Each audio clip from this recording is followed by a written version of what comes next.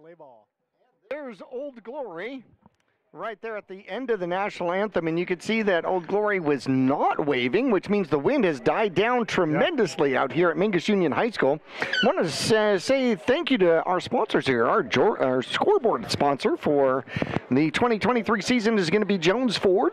Coin toss is Jennifer Griffin, State Farm Insurance. Reese's Tire has the Eye on the Game sponsor. Our regular game sponsors are Taylor Waste, Gettles High Desert Mechanical, Yavapai College. I want to say big thank you to Tiffany Construction, Larry Green Chevrolet, as well as Longfellow Excavating, our halftime sponsor. Northern Arizona Healthcare is a sponsor, as well as Sun Country Custom Woodworks, D-Best Plumbing, Rock Zoo Screen Printing, and All Price Insurance. That rounds out our sponsorship for the 2023 season. So, Mr. Nick, how do you come back? How do you bounce back from week one? Well, watching film, Jackie, the film room is going to be huge, right? You want to go in, make sure that you make all the adjustments needed. We saw a lot of penalties last week in the first week, a lot of undisciplined penalties, if you will. So hopefully those clean up quite a bit. You expect those in the first couple weeks, right? But, you know, for the Marauders, you have a sour taste in your mouth from week one, right? You lost within one score, so I'm sure the players were itching to get back out here, try to get a win, especially at home. So the keys to game for Estrella Foothills is going to be, getting their ground game rolling, as we've got the coin toss out there, and we want to talk about our coin toss sponsor, which of course is State Farm Insurance, Jennifer Griffin. And of course, Jennifer Griffin, State Farm Insurance, has been in the same location for over 35 years. Stop in to see Jennifer all your needs, financial needs as well. That's 545 South Main Street in Cottonwood, directly across from Walgreens. And hopefully we can get a shot of the field with the teams out there on the field and figure out who is going to be kicking and who is not. Stop by and see Jennifer for all your insurance needs. Check them out online with JenIsMySFAgent.com or call 634-7680. And Jackie, our eyes on the game today going to be Sean Nelson, Tyler Nelson, Brian Bombarder, Perry Hike, and Gary Wilson will be our eyes on the game today. That would be our referees, and hopefully we can get a shot of the referees on the camera here. Look for discounts, coupons, and rebates on tires, wheels, and automotive services at ReesesTire.com. Locally owned, Reese's Tire and Automotive Tire Pros won't be beat. Ride secure with nationwide warranty on both tires and service, available at 50,000 locations nationwide. That's Reese's Tire and Automotive Tire Pros in Cottonwood, our Eye on the Game sponsor out here today. And Estrella Foothills going to receive the ball first, so Mingus defense will get the first call. Mingus defense is going to be Bruland will be the free safety. The linebackers are going to be Senna, Lathan, Calandra, Leckington. Corners are Machado and Camacho, and the defensive line will be Bowers, Watson, Choate, and Hernandez. And let's see, we got Camacho going to drive the ball deep for the Marauders here, and boy, you feel the at-home jitters, Jackie. You got first game jitters for first game of the season, and then, of course, your first time at home is a huge deal. First time here in the cave. Camacho looks to kick off, approaches the ball, and ladies and gentlemen, we are underway. It will come down to about the 12-yard line. Near man will take the ball and run it back. 18 has got a lane, and he will get himself out toward middle of the field and finally get tackled out there by number 34 for the Mingus Marauders. That's going to be Dano on the tackle, and the run back is Romo. And Romo had a lane, but there is a flag on the play, so it might be coming back. Yeah, and it looks like a push in the back, Jackie. So, of course, there was a reason for such an open lane, right? And there it is right there, push in the back, so that'll move the Wolves backward. That's going to help the Mingus Marauders a whole bunch. Defensively, they were going to be working with a half a field. Now the ball is going to be placed. Holy cow, they're going to say the infraction took place somewhere around the 23-yard line. They're going to go half a distance down to about the 13-yard line. So, holy cow, that is a major difference to start this one. Yeah, and that obviously just benefits the Marauders greatly here. I mean, it looks like it's going to be the Wolves almost at midfield, and now the Marauders have a great chance and really going to make the Wolves try to earn some yardage here. Ray is going to start at quarterback under center for the Estrella Foothill Wolves. He has one big back in the backfield. He's going to be tough to deal with here today. Takes the snap and gets tackled as soon as he gets to the ball. It's picked up by the running back and then tackled out there for a huge loss. Yeah, let's go Eli Calandra waking up the Mingus defense. First guy back there. He looked like he got off the ball quicker than the offensive lineman, Jack. He's in the backfield and disrupting that. Well, to me, it looked like that's going to end up being a sack for Calandra to start this one. And the sack is going to take the ball back down to the 4-yard line, which is a negative 9-yard loss. So second and 19 out here for Estrella Foothills. And Elias Calandra was shot out of the cannon. They will hand it off. The Mingus Marauders grab a hold of that back. He keeps the legs going, but they finally game tackle him at about the 4-yard line. So no major gain out there for the Estrella Foothill squad. Yeah, you're not going to go anywhere when Nick Choate is on the ground with his hands around your hips. It's just not going to happen. The gain of 1. They do give him 1 on it, and that's going to be Karoush on the run. 3rd down and 18.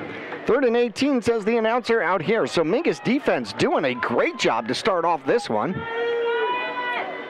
2 men in the backfield. Quarterback Ray goes into shotgun right ahead of the line of scrimmage. Now he steps up. He's going to go under center. Takes the snap, looks to throw, goes to the right-hand side, overthrows his receiver, and it is going to be a 4th down out there for the Wolves, and the Mingus Marauders looking to get the ball back in good field position. Yeah, great first series defensively for the Marauders. They just moved the Wolves backwards, and can't draw it up any better if you're the defensive coach there for the Marauders. Had he completed that one, that was going to be a tough one to get a first down, but maybe would have given their punter a little bit more room. Yep. Sitting back to punt out there is going to be Rupp, and he is right on the line.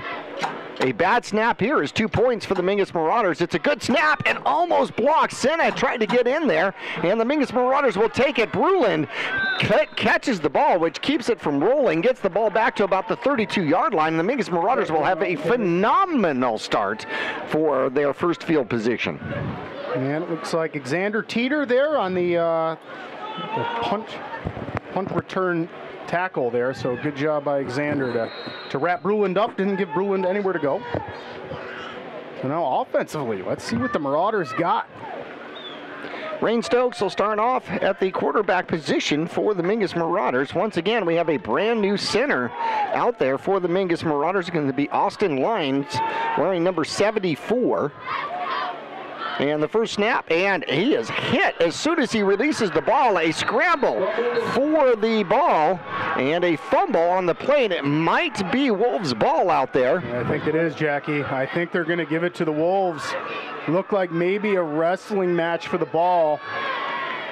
If it does go to the Wolves, it's going to be number 8 coming up with it is Ostrander. And it's going to be... I can't quite tell if they gave it to him or not. Because the yard markers are still showing Mingus. But Mingus has stepped back into a defensive situation here. So they're going to have to move those line markers. So, whoops, that doesn't start good for the Mingus Marauders. Really tough break there for the Marauders. Very first offensive play, you put the ball on the turf, and the Wolves come up with it. You just got to shake it off. Here come the Wolves with better field position and getting tackled in the backfield. Immediately out there, it's going to be Lathan coming through, so the blitz are underway by both teams, and they have just been living in the backfield all game long. We're only 5 plays into it, but still. Yeah, 5 plays and 5 negative offensive plays, so a lot of defense so far. Nice job, Lathan. Go get you some. That's how you get in the backfield and wrap a runner right there. Well, the quarterback just never got anywhere, and he was able to hang on to his ankles and twist him down. So that is the second sack. Handoff goes to the outside, and he'll gain some, get back past the original line of scrimmage, so give him about 7 on it on the pitch. And I see Latham and Bowers, a couple of the big guys out, way out on the sidelines there. Good job getting there and not letting the runner get upfield. I saw Eli Calandra out there as well. 7 yards gained on the rush. And really, they're just gaining yards back, so it's still left them with a 3rd and 8, 3rd and 9 here. It's closer to 3rd and 10 out there. They stack it. They've got 3 receivers to the near side. Quarterback is in shotgun, and we're going to get a timeout. Timeout is going to be on the Wolves. We're going to take a break as they're going to talk about an important 3rd down, see what they have come up with. We'll return to Mingus Union High School coming up after this.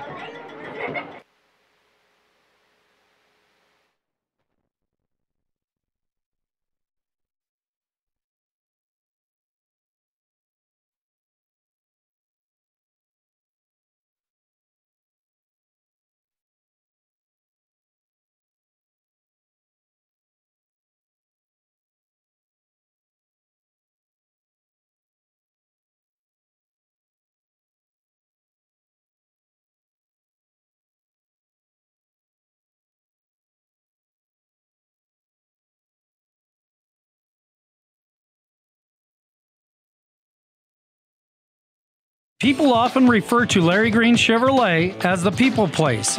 Keeping that reputation is a priority in the community and with every customer that comes through the door. Larry Green Chevrolet, we're better and we'll prove it. If you're in the market for a new or pre-owned car, truck, van, or SUV, you'll find our selection extensive and the sales team professional and courteous. Visit Larry Green Chevrolet just off Highway 260 next to Walmart or LarryGreenChevrolet.com. And back here at Mingus Union High School, the 3rd down attempt was a pass to the near side that fell harmlessly to the turf. So the quarterback, Ray, is now 0 for 2. Sorry about the technical difficulty as we couldn't get out of the commercial break there. And we are going to have a punt attempt, 2nd punt attempt out here. First one was almost blocked by the Mingus Marauders. Looks like Mingus is coming after this one as well. There's the snap. It's a good snap. The kick gets off. There is contact, and it is a good roll.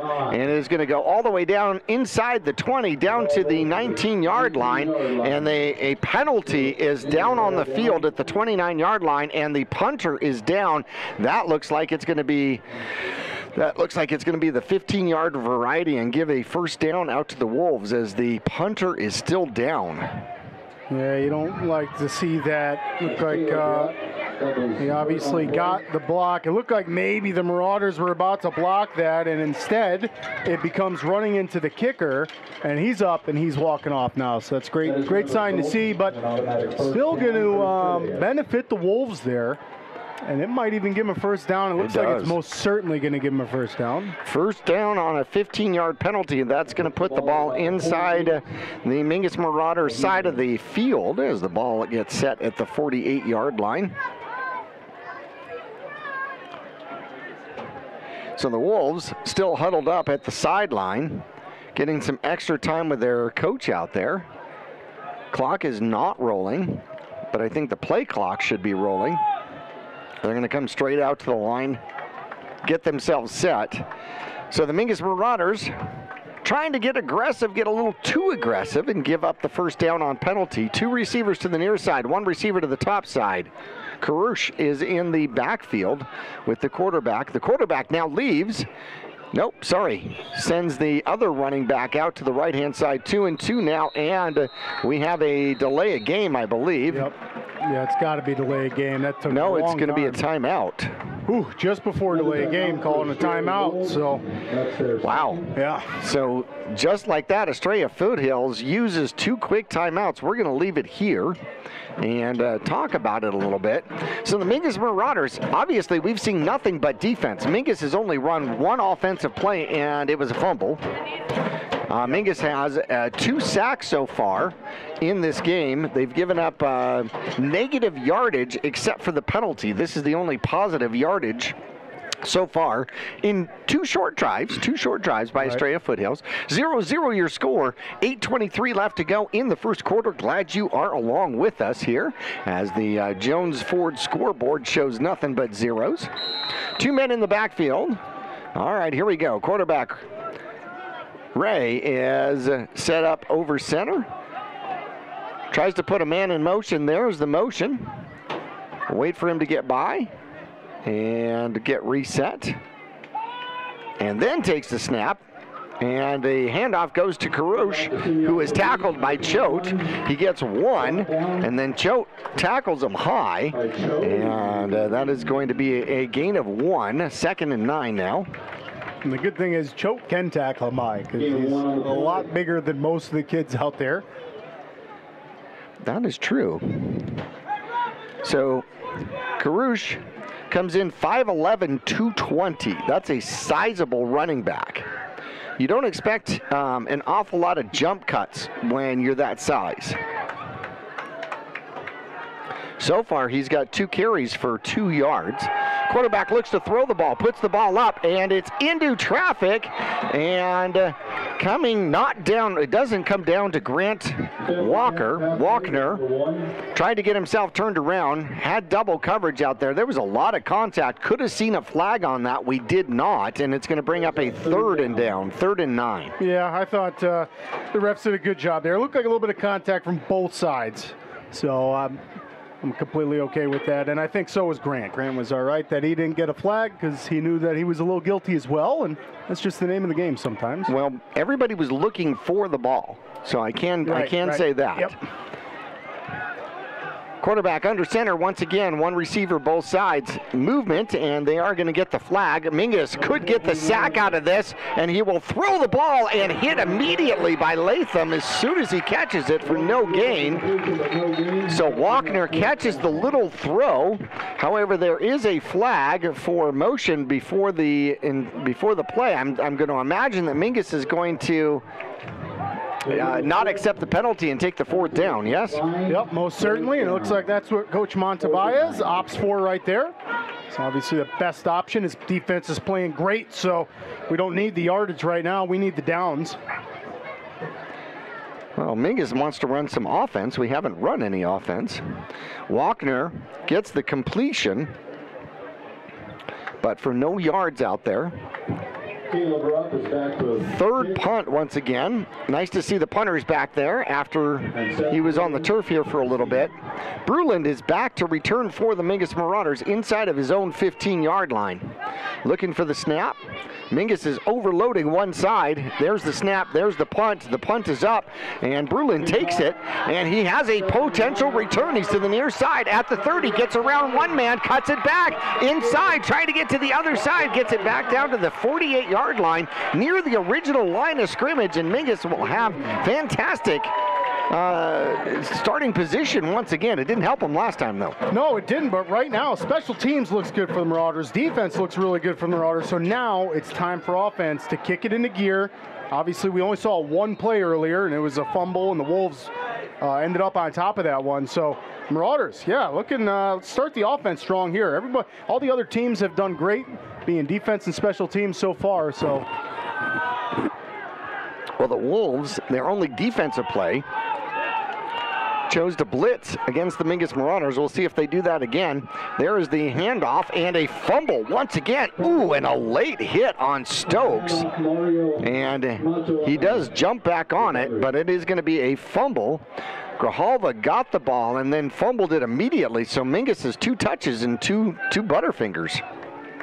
Yeah, and that's, you got to be practicing those snaps on the sidelines if the connection between the quarterback and center isn't the best. I've been in that there was no problem myself. with that. It was the fact that they were in the backfield getting hit as soon as they received the ball. Yeah, it might be a blitz. You're going to have to cover, and that's going to come from adjustments on that offensive line.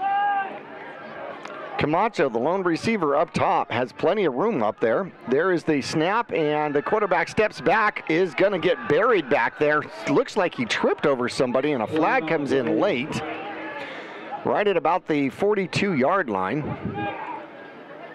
Yeah, this is personal foul face mask against the defense. And so it looked like, because it looked really weird where Stokes was trying to get through the pocket, and then all of a sudden he bent down.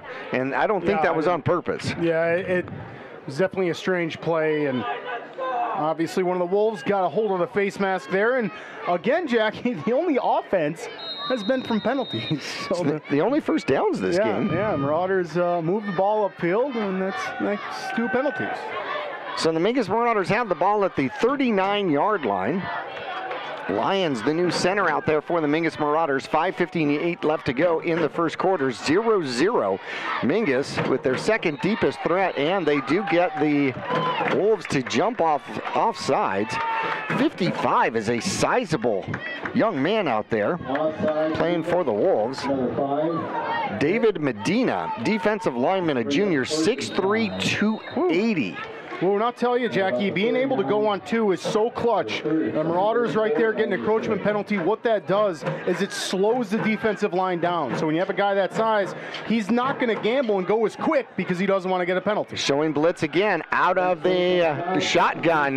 Completion by Stokes. Stokes finds Camacho, who steps back and then forward and gets the first down for 7 yards. Yeah, Stokes to Camacho, baby. Let's call that all season long. You see Camacho on your screen pointing upfield. That's a first down, Marauders, and through the air, baby. Well, that's going to be huge. That's the way that you got to get rid of the blitzes. If they're going to just constantly blitz, then you've got to be able to move the ball in the air and throw the ball quickly. Yep. And Camacho can make some moves after he gets the ball. Get the ball into the player's hands. Trips to the left-hand side. It looks like Mingus is not quite sure where they're supposed to line up or how they're supposed to line up. Camacho's up on the line now. Quarterback's out of shotgun, takes the snap, looks to throw, throws it, comes down to Camacho. Camacho's got some room near side. He's at the 20, he's at the 15, throws off a would-be tackler and then steps out of bounds. A flag comes down at the 12-yard line. That'll be interesting. Yeah. So if the pass stands, it goes for 15 yards off of a 2-yard little dump, face mask defense, and it is going to go against the defense. That's going to move it even closer, half the distance. So 15 yards on the reception out there. Really love the play call, Jackie. Camacho's just running a flat right through the middle of the field, and Stokes hits him with a nice throw, and Camacho, like you said earlier, he's got good moves, so Camacho's going to make something of it. Well, he moves back and then moves forward and then got to green grass, which is exactly what he needed to do.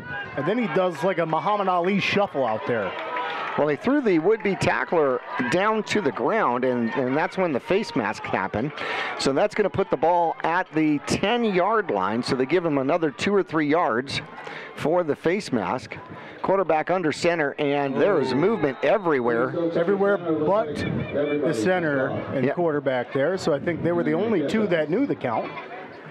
I'm going to say that one's going to go against Mingus.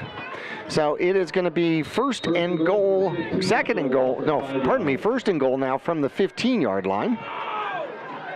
And you just got to shake that off. It's beginning of the season jitters, if you will, a little bit of undisciplined football. And as the Marauders huddle up here, I'm sure Rain Stokes will get the guys back in order. Stokes is 2 for 2, 22 yards. Both receptions going to Camacho. Mingus is threatening here with 3:38 left to go in the first quarter. 0-0 so far. Mingus has not been able to run the ball yet. Stokes over center. Looks to take the snap. Takes the snap. Hands it off. First man through. And he'll get a little. Maybe about 3. And it's going to be Grijalva. Mikey picks up 3. Making it second and goal from the 12 and a half. Yeah, good job, Mikey. Those are the tough yards, right? He's getting that handoff, and he doesn't have much room, and he lowers his shoulder and makes a couple yards out of it. They're going to officially give him 2 and say the line of scrimmage is the 13-yard line. Mingus sends 2 receivers to the top, Ruland and Camacho. Grijalva will stay in the backfield here with quarterback Stokes. And there is the snap. Stokes gets a good block. He's going to run it near side. He's at the 10, tries to get to the outside, slides kind of, and gets down to about the 7-yard line. Yeah, how about that for a wise play from a younger quarterback, huh, Jackie? See the slide there by Rains. I love that. He was late. He did slide into his own player, a blocker out there, but yeah, that's okay. I think it's the thought that counts, right? He's trying to get every inch out there. Yeah, well, that he did, but he also took a shot in the head. So the ball sits at the 7-yard line for the Mingus Marauders. 3rd and goal for Mingus. You got to wonder at this particular point, is this 4-down territory, Nick? Ooh, it's a good question. Mingus over center. Two backs in the backfield, and they give it to the second back, and it is going to be Brulin. Brulin tries to find his way around, gets back to about the 10-yard line, and he will lose 3, maybe 4, and that's going to bring up 4th and goal from the 11. Yeah, that was a really good job by the Wolves. Mingus just tries to run to the short side, and the Wolves had that stacked over there, so Bruin's just got nowhere to go. So yeah, here's the question, huh? Coach Montebias said, okay, we're going to go to page 42 of the playbook. There we go. Let's see what's on page 42. Is that the pages with the spider webs on it that you don't go to often?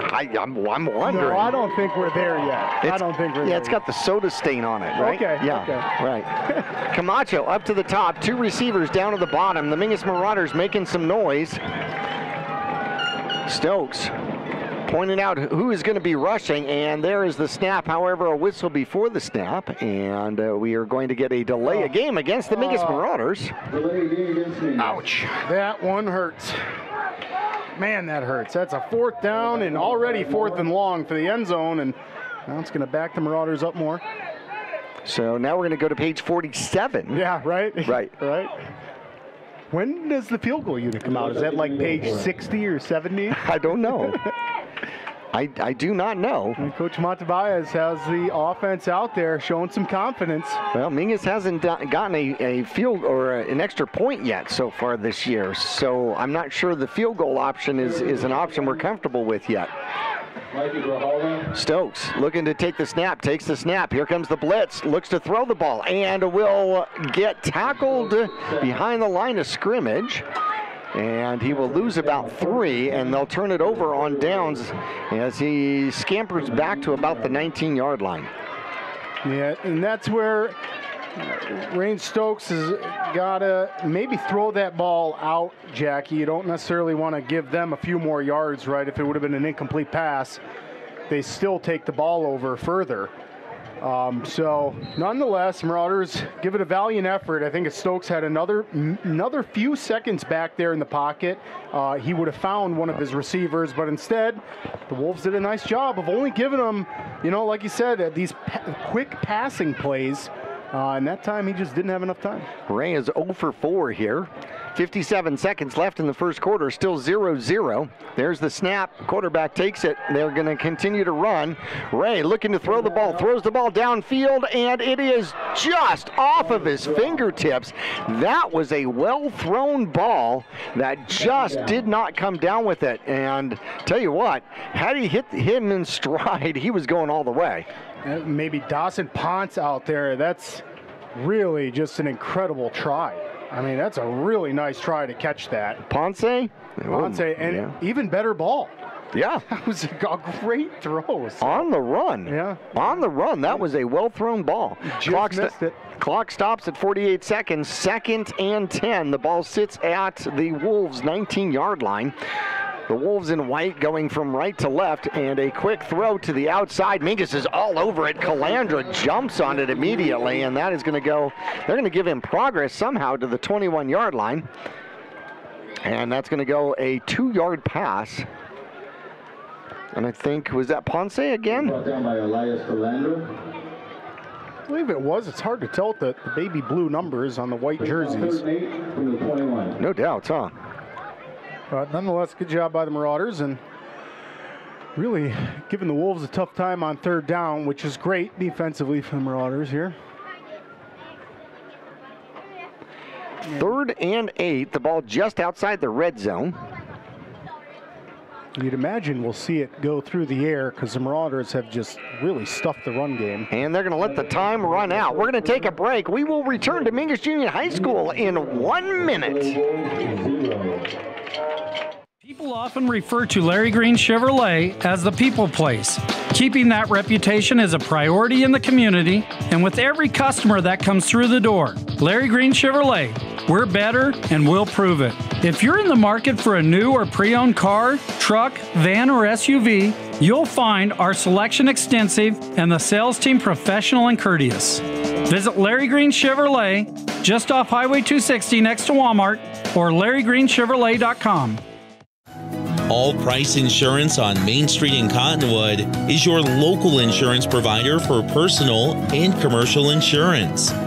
Call and compare over 150 different insurance companies for home, auto, commercial, RV, motorcycle, boat, or ATV. Specialty insurance and insurance bonds are no problem at All Price Insurance in Cottonwood.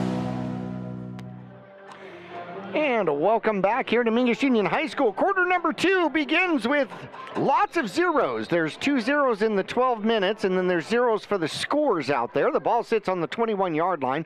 It is 3rd and 8, 3rd and 9, probably 3rd and 8 for the Wolves. They got 2 receivers to the top, 1 to the bottom. Quarterback Ray is out of shotgun, looks to throw, throws the ball up. It's man on man out here, and it is caught.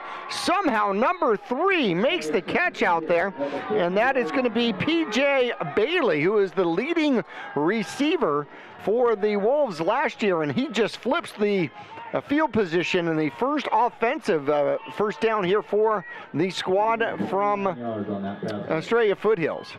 Wow, and what a bomb. I mean, just a kind of an absolute prayer that Ray threw up there, and able to come down and move the Wolves downfield. Over Camacho, nonetheless. Camacho lost the ball and didn't get quite turned around for it. And the handoff goes up the middle, and it's going to be a new runner. No, that's going to be Ray keeping it himself, and he'll pick up 1. Ray on the quarterback keeper. Yeah, and Ray's starting to build some confidence down there, especially after completion. And now he's got that option going. The Marauders do a good job of stuffing that early. You don't want to let them scamper or get any big chunk plays. 2 backs in the backfield. They're going to switch sides with one of the receivers.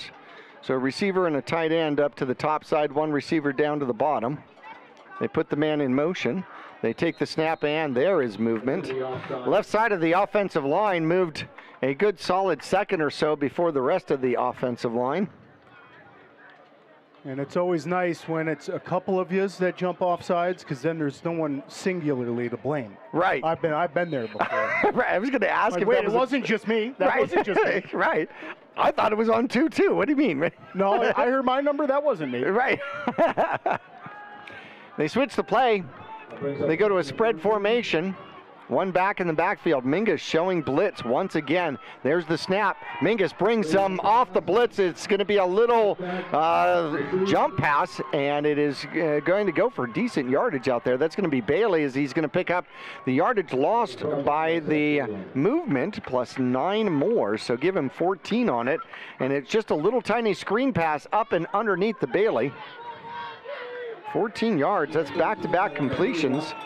And all sorts of movement as the ball goes forward, and that's going to be the keeper. Boy, they caught the Mingus Marauders off guard there. Did. You know, a lot of the skill guys didn't even move for the Wolves. How about that, Jackie? You don't see that too often. It looked like just Hones Ray and his line knew the play, and that was all that they needed. Well, that is all they needed. Yeah. Picked up 6 yards in the first down as the Wolves are threatening at the Mingus Marauder 35-yard line. Over center is the quarterback. He will take it a high pitch. It goes to Karash, and out to the outside. He gets past Latham, keeps on his legs, gets to the smaller numbers, and that's the best run of the day by Karash as he picks up 7. Yeah, nice job by the left side of that Wolves offensive line. They did just enough. You get Karash right through, and yeah, they're the Wolves are starting to march a little bit. 2nd and 3. Ball sits at the Mingus Marauder 28-yard line. 9:14 left to go. Second quarter action. Goose eggs on the board. Kind of like that Nebraska game last night that ended up, 13-10? Defensive battle the whole way. Man in motion, and they will hand it to the second back through, and getting caught, but picking up the first down is going to be Karash. Karash will pick up 5 more and get another first down as the ball will be inside the 25. Yeah, and the Wolves executed really nicely on that play. So on that offensive play, catches the defense off guard a little bit. Hones Ray takes the snap from under center and he looks like he's going to drop back for a pass, and then a back just kind of steals it and runs up the middle, and that's what gives him the first down here. Well, the fake for the jet sweep, I think, helped as well. So they go with a little tighter formation out there, and Ray is going to pitch it to the near side. Coming to the near side, cutting up underneath, and Camacho in with the tackle. And it's going to be number 7 running the ball. It's going to be Carroll. Carroll will pick up 5. That's a good chunk play and brings it inside the red zone. Yeah, and Cade Carroll, just a sophomore out there for the Wolves, so you bet he's going to have some really big years upcoming for them, as we already see the success he's having tonight.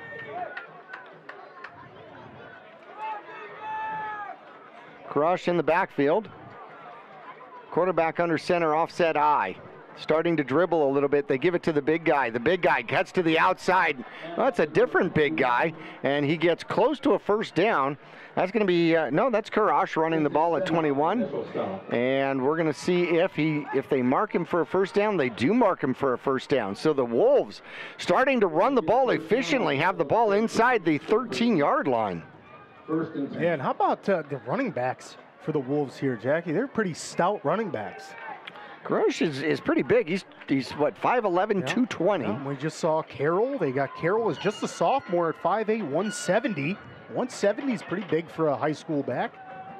2 receivers to the near side, tight end to the top side. Offset eye once again.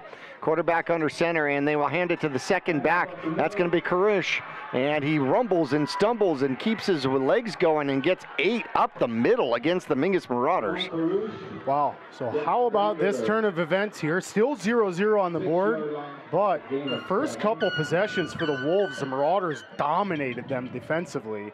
And now, all of a sudden, the Wolves have themselves a big drive going. And they adjusted, no doubts about it. They're going to do 3 receivers to the near side, spread the Mingus Marauders out once again.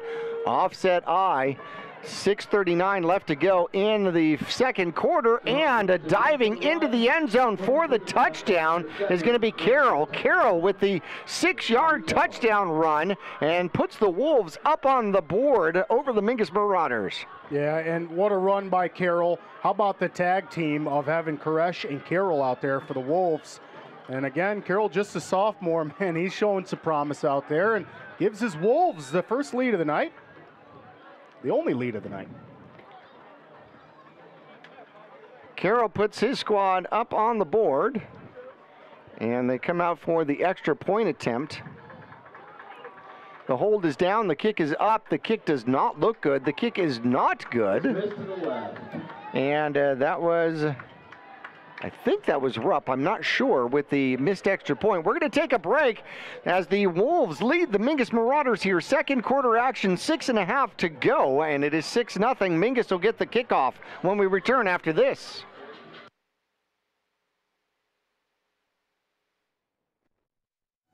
All Price Insurance on Main Street in Cottonwood is your local insurance provider for personal and commercial insurance.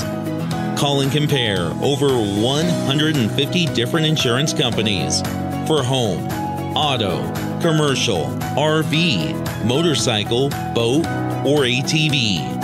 Specialty insurance and insurance bonds are no problem at All Price Insurance in Cottonwood.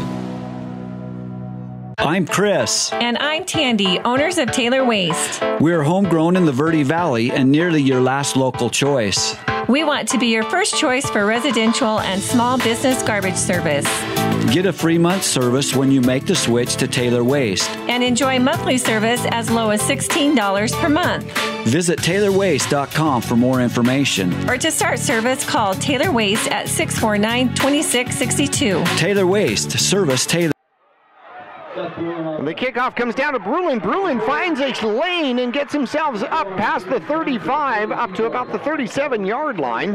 Sorry, we're a little delayed coming back. We need to come right back when we've got the kickoff coming. So the ball will come down to about the 37, 38-yard line. Mingus has had good field position, Nick. We just haven't been able to get the ball in the end zone.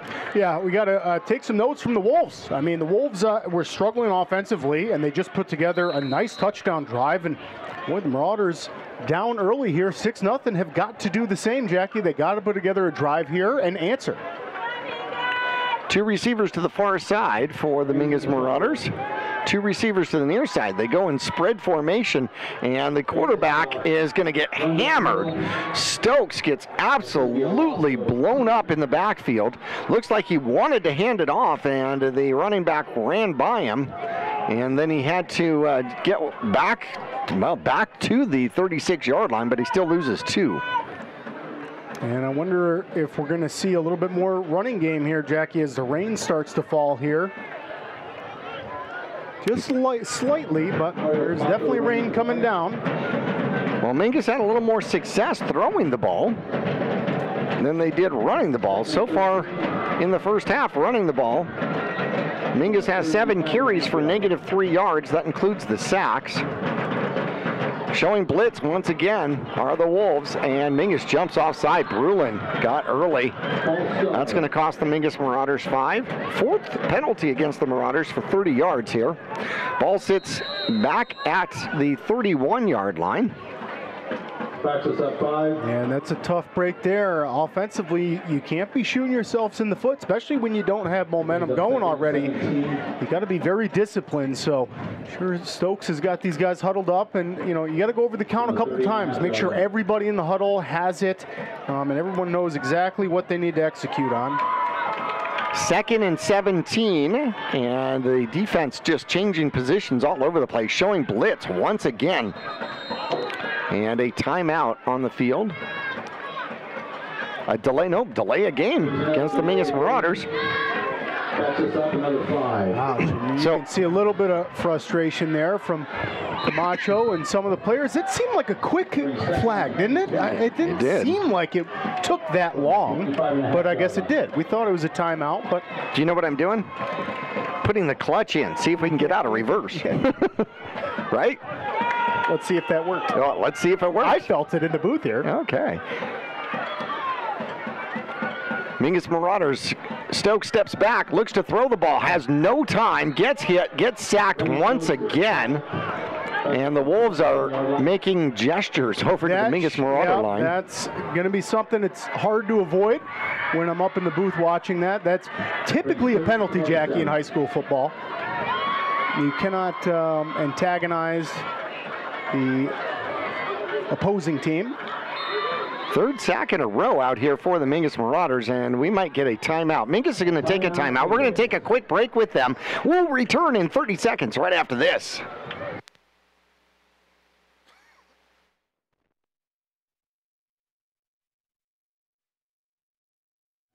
All Price Insurance on Main Street in Cottonwood is your local insurance provider for personal and commercial insurance. Call and compare over 150 different insurance companies for home, auto, commercial, RV, motorcycle, boat, or ATV. Specialty insurance and insurance bonds are no problem at All Price Insurance in Cottonwood. 662. Taylor Waste, service tailored to your needs. People often refer to Larry Green Chevrolet as the people place. Keeping that reputation is a priority in the community and with every customer that comes through the door. Larry Green Chevrolet, we're better and we'll prove it. If you're in the market for a new or pre-owned car, truck, van, or SUV, you'll find our selection extensive and the sales team professional and courteous. Visit Larry Green Chevrolet just off Highway 260 next to Walmart or LarryGreenChevrolet.com. Starting in the late 1920s. 3rd and 27. A pitch goes to Brulin on the far side, trying to follow his blockers, and he will get tackled in the backfield and lose 2. And that is going to bring up a 4th and 29 for the Mingus Marauders. And boy, Jackie, the clutch maybe worked up here in the booth for us, but it did not work down on the field as the Marauders just continue to move backwards. Ball sits at the 30-yard line. 4th down. Mingus is going to have to punt, and it looks like they're going to have excellent field position.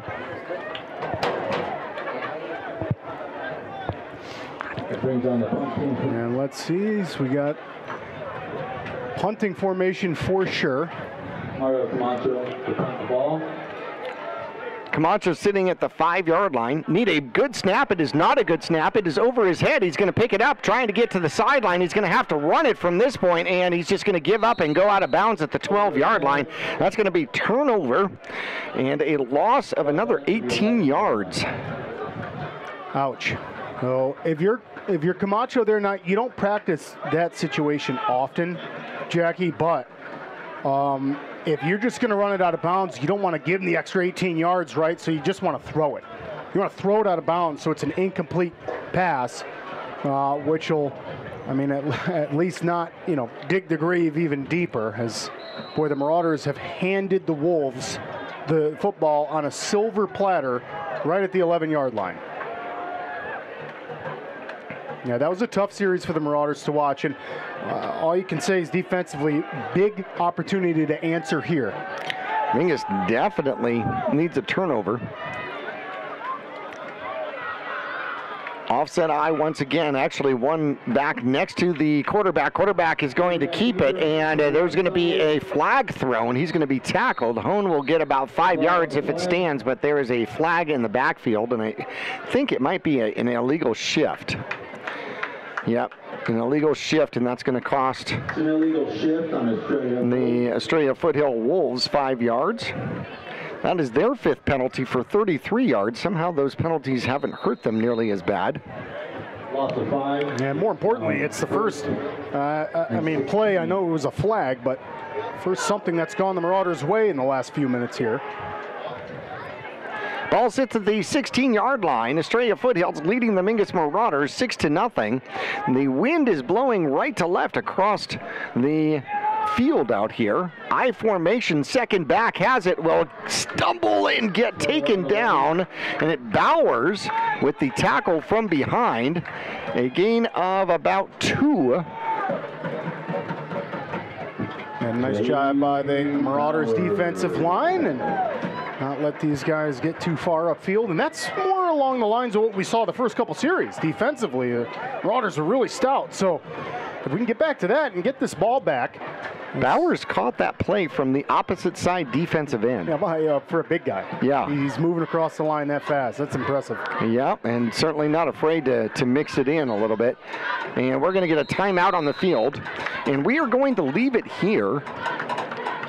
So we're going to keep it here. So what do you think the Mingus Marauders need to do here as we get this timeout going here? I don't even think you need to do anything extraordinary. I think you just play solid defense. The Marauders have played solid defense against the Wolves for 3 out of the 4 series that we've seen so far. So if the Marauders can just go back to playing some stout defense, they have a good chance to stop them here. It's 2nd and long, 2nd and we have on the board 13. So if the Marauders can just play some sound defense, stay on those wide receivers, be glued to them, get a little bit of pressure in the backfield. Running game, the Marauders have been pretty good, and they're only giving the Wolves a few yards, it seems like. So just, you can't give up another big play, right, Jackie? I mean, defensively, you've been playing well. It's time to get back to like that first couple series where you were shutting them down. Red Dot sponsors out here for the Mingus Marauders include Hales Roofing, Home Depot, CarStar, Black Hills Auto, and CS Transmissions, Taylor & Sons Hauling, GC CAD, Stockbridge Realty, our friends at Taylor Waste, Padgo Pizzeria, and Suzy Q Market are Red Dot sponsors here for the 2023 season. 2:13 left to go. There's the snap. Quarterback takes the ball, gets a little bit of pressure, throws it behind his receiver, and that is going to be incomplete. 3rd down, as he had a little pressure coming up on him. That might be considered a hurry. And I think that's going to be, see Latham out there on the hurry. And the big man getting upfield. Or is that Jordan Watson out there on the edge? Watson's in the middle. Hernandez. It's going to be Hernandez. That was Hernandez on the edge.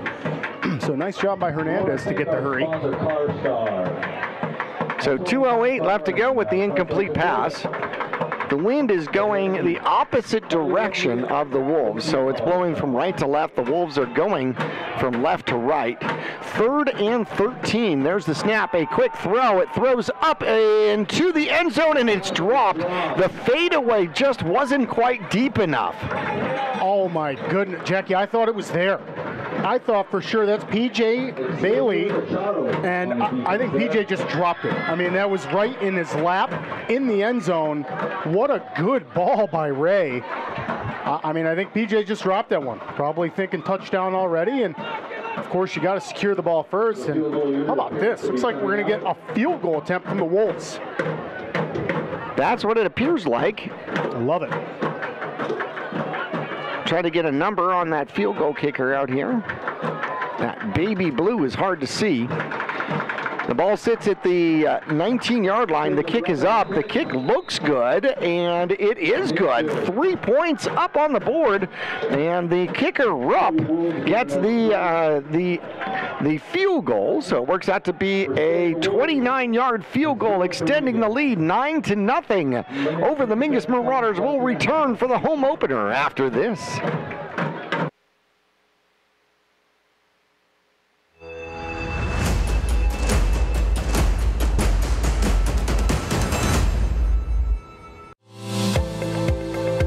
Choose the region's most comprehensive heart program.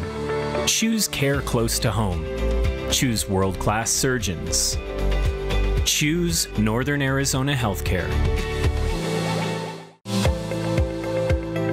Choose precision. Choose innovation. Choose robotic-assisted knee and hip replacement. Choose Northern Arizona Healthcare. For 30 years, Roxu screen printers have provided Northern Arizona with clean, crisp, quality screen printing. And back we are, just in time for the kickoff, and it is going to be a little pooch kick. It's going to come down to the near side. Brulin's going to take it about the 19-yard line, look for a hole, spins off of one would-be tackler, and then gets slammed to the ground at the 25-yard line. And he'll get forward progress to the 26. So worst starting position for the Mingus Marauders here in a little while. Yeah, you know what? It's just a good opportunity to test the offense out. I mean, right? You're right. This is the worst field position by far for the Marauders, and that's not saying anything because offensively we haven't been able to get much done. So if we're going to get it done, might as well build a nice drive together. Well, we haven't been able to run the ball because we haven't been able to stop the run blitz, but we haven't been able to throw the ball because we haven't been able to stop the blitz. Stokes over center. 9 men at the line of scrimmage against the Mingus Marauders. Steps back, looks to throw, throws it. Brulin has it, escapes one tackle, gets a first down, and then a horse collar right at the end down to the 40-yard line. He got taken down by the back of the jersey. They don't look like they called it, but the ball's going to come out to the 20-yard line, or pardon me, the 40-yard line. We've got an injured Wolf on the field. Number 99 is getting up and trying to walk off. I hope that's a cramp rather. That's going to be Breaker. Yeah, if it's a crap, he'll be out for a lot longer than that. Thank you for identifying that. I appreciate that. And just to go back to that play, Jackie, that's a really good point. They had 9 guys on the line of scrimmage. The Wolves did. So obviously, if you can find Bruin really quick, that's exactly what happens. Nice plays are going to happen, and Bruin gets the first. Yeah, because then you only have to block for about a half a second. Same situation. Quarterback looks to throw, throws it downfield, has a man. Breaking away is going to be Leckington. That is the tight end, and he'll pick up another huge chunk of real estate. And that's how you frustrate a defense right there. Well executed by the Marauders. Mike Stokes knew exactly where he was going with that ball. He knew he was throwing it to Leckington, and that's a great connection right there. 23 yards on the reception out there by Leckington. And he steps back, throws the ball. This time it's going to be Camacho. Camacho, short gain, gets bent backward, but still has the reception. Yeah, plenty of time left here. 51 seconds on the clock, and Marauders have some time as they got to set the ball yet. 4 yards on the reception. It looks like they called a timeout, Jackie. We're going to keep it here with 51 seconds left. This is the best drive that the Mingus Marauders have had, and it's been a quick one, and it's been mostly throwing. Now, Stokes, although he's had no time to throw, and he has been literally had no time in the backfield whatsoever, is 4 for 4 so far in this game for 43 yards. I mean, it's just impressive. It's a good job by Stokes. You know, I'd say with so much pressure, the Wolves have been getting a lot of pressure, like you just said. So if you're the wide receivers for the Marauders, just look. You know what I mean? You start your route and look back immediately. You know Stokes has got to get rid of that ball. And I feel like that's what the Marauders are doing a good job of.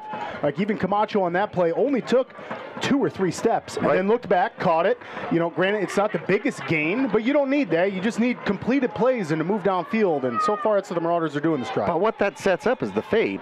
Yes, you're exactly right. 2 receivers top side, quarterback under center. There's the snap. Quarterback keeps it, comes to the near side, goes to the outside, and gets out of bounds, and then thrown out of bounds, and there's the penalty. Yep, most certainly going to be a penalty when... and there's another penalty. And that's going to be right back on the Marauders. So, we had a late hit on the Wolves, and then you had some jawing from the Marauders. So that's most likely going to cancel each other out after the play. So let's see where they're going to spot the ball first. I think the Mingus Marauders would get a first down. It looks like Stokes had room to run on that. You know, it's so tough, Jackie, because the refs are listening down there too, right? It may not be anything personal physical, foul, but they are listening. Personal foul. Yep. Cancel.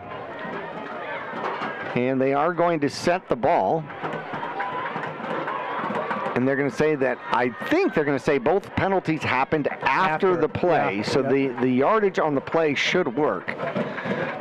And he got out of bounds too. So really good job by the Marauders to save some time on the clock. 47 seconds left, and they're going to place the ball at the Wolves' 23-yard line. So he's going to pick up 9. Man, smart play by Stokes to get out of bounds. So it's going to be a 1st and 10. 1st and 10 for the Mingus Marauders. 23-yard line, 47 seconds left. They hand it off at Brulin to the outside, bounces it to the outside. Can he get to the out of bounds? And he does. Picks up 6 yards, jumps out of bounds, takes 7 seconds off the clock, 40 seconds left. Yeah, and how about this? This is a 2-minute drill executed perfectly so far. Marauders have got to finish this one off with some points. This is a really, really good last drive. Mingus trying to get within 1 score as the score is 9-0. A touchdown, a failed extra point, and then a 29-yard field goal. The scoring for the visiting Wolves. Camacho way over to the near side on his own. Tight end, receiver up to the top. There's the quarterback. Stokes steps back. He's got to get rid of it. He has pressure, and he's going to get sacked. They're going to need to call that timeout. And they do call the timeout with 32 seconds left to go. And Stokes is going to lose about 4 yards on the sack. Had nowhere to go on that one. Yeah, you almost get the sense, so much urgency with this one here. I mean, I know it's only 32 seconds till halftime, but a 9-0 game is so important to try to get some points on the board before you go in.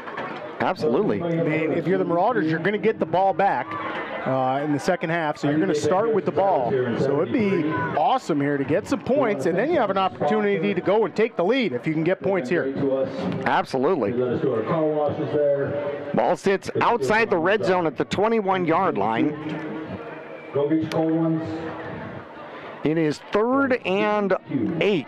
Looks like 3rd and 8, maybe 3rd 8.5. Out there for the Mingus Marauders. We're going to see if the Wolves have adjusted to the Mingus Marauder quick pass game. Stokes will set under center. The Wolves show blitz once again. There's the snap. Stokes steps back, and he will get tackled immediately. Back to the line of scrimmage, and now they're going to have to hurry up. Yeah, he just had nowhere to go there with a running 20 clock. seconds. Yep, you got to get that ball snapped. 4th down and 8, and they're having trouble getting the ball snapped or set. 12 seconds, and on 4th down, he spiked it. He spiked the ball, which is going to be a turnover. Oh boy, so that's an interesting thing that just happened, Jackie. I don't think Raines quite knew that it was 4th down. So 8 seconds left.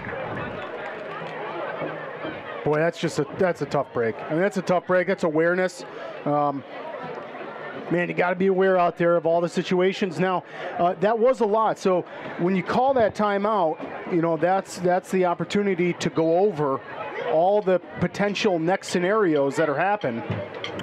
The Wolves will sit on the ball and they will kneel on it, and they will go into halftime here with a 9-0 lead. A 9-0 lead. Hey, we have got a special coming up here at halftime where we are going to do some special programs that Jones Ford did, and we're going to have some special pictures and stuff, and we will get to that in our halftime break when we return. In fact, we're going to do that first when we come back at the halftime as we get into the Longfellow Excavating halftime report coming up right after this.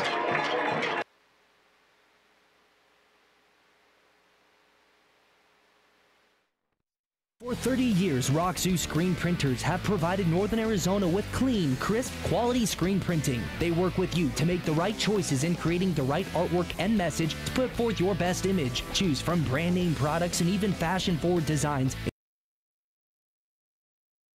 Call Rick or Scott Stokes at Sun Country Custom Woodworks about cabinets for every purpose and every budget. Sun Country Custom Woodworks can custom build cabinets for your dream kitchen or bath, adding tremendous value to your home. Organize the garage and store stuff right with a call to Sun Country. And ask about money-saving options, including modular cabinet choices. You know, your cabinets may not be from this century. For ideas, start at suncountrywoodworks.com. Call Rick or Scott Stokes at Sun. Back here at halftime, the score is 9-0. The Mingus Marauders trailing the visiting squad from Estrella Foothills, who has a touchdown and an extra point, or pardon me, a field goal rather, to have a 9-0 lead. The Longfellow Excavating halftime report is underway. No job too big, too small, as Longfellow Excavating does it all. Septic installation, drainage, grading, and so much more. You want to call Josh Longfellow, former Mingus Marauder, for a free quote. 928-300-3792. And we're going to get into some pictures here because Jones Ford, Verde Valley, they've been participating with some star football players at ASU since 2021.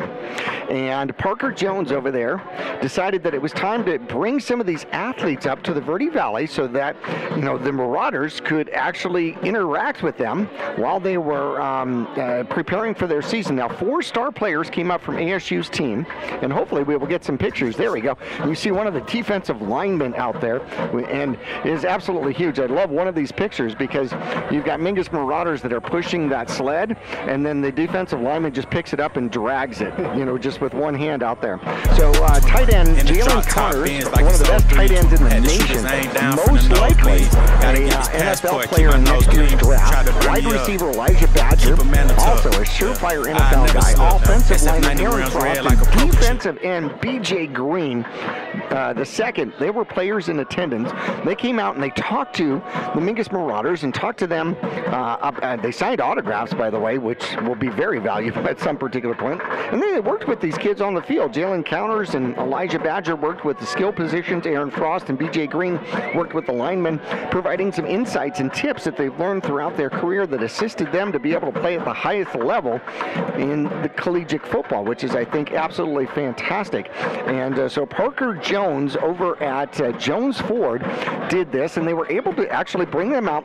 These young ASU football players went to Camp Verde High School and met with the Cowboys and had some time with the Cowboys. They came over and sat with the Mingus Marauders and spent some time where they practiced with the Mingus Marauders. Absolutely fantastic. So, I mean, what a tremendous opportunity that Jones Ford has done for this team and these young men on the field here. Yeah, seriously, thanks to Parker Jones and to Jones Ford. That's really special, Jackie, and especially when you have guys of that caliber showing you how to get it done, right? They're hitting the sled perfectly, right? He's able to move that sled like one arm, but it's all about technique and position and where you hit them, right? And how low you are in your legs. So that's awesome to see the ASU guys up here, giving the Marauders a little bit bit of insight. And hey, we can tell our defensive line's got some moves this season. Well, there you go. I love that. So the Mingus Marauders here at halftime trailing 9-0 here for their home opener. When we come back in the Longfellow Excavating halftime report, we're going to go through our scoring. We're going to go through some stats. Not an awful lot for us to talk about, but we're going to get it done when we return to Mingus Union High School after this.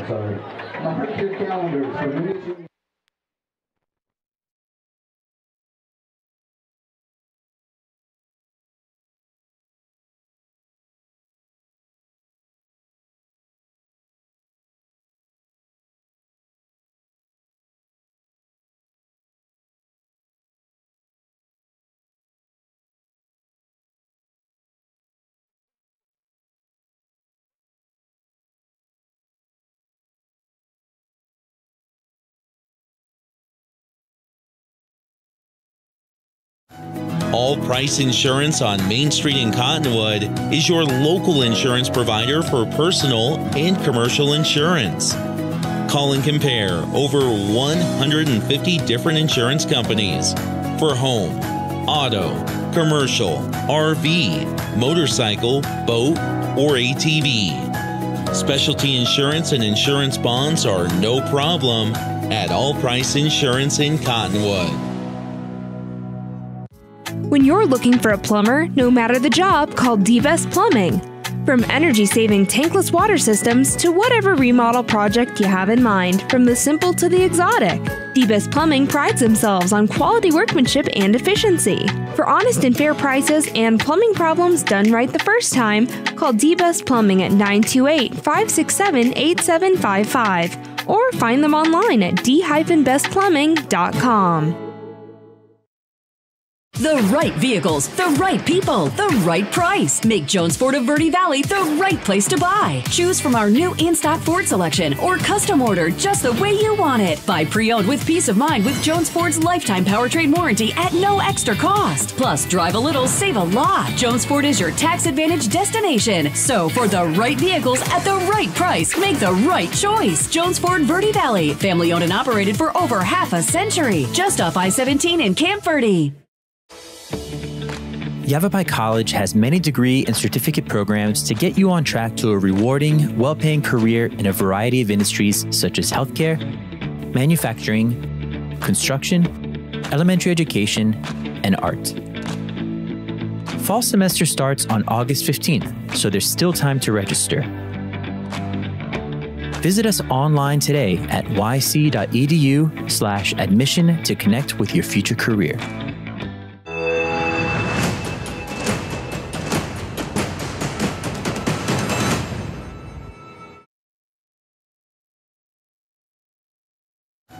All Price Insurance on Main Street in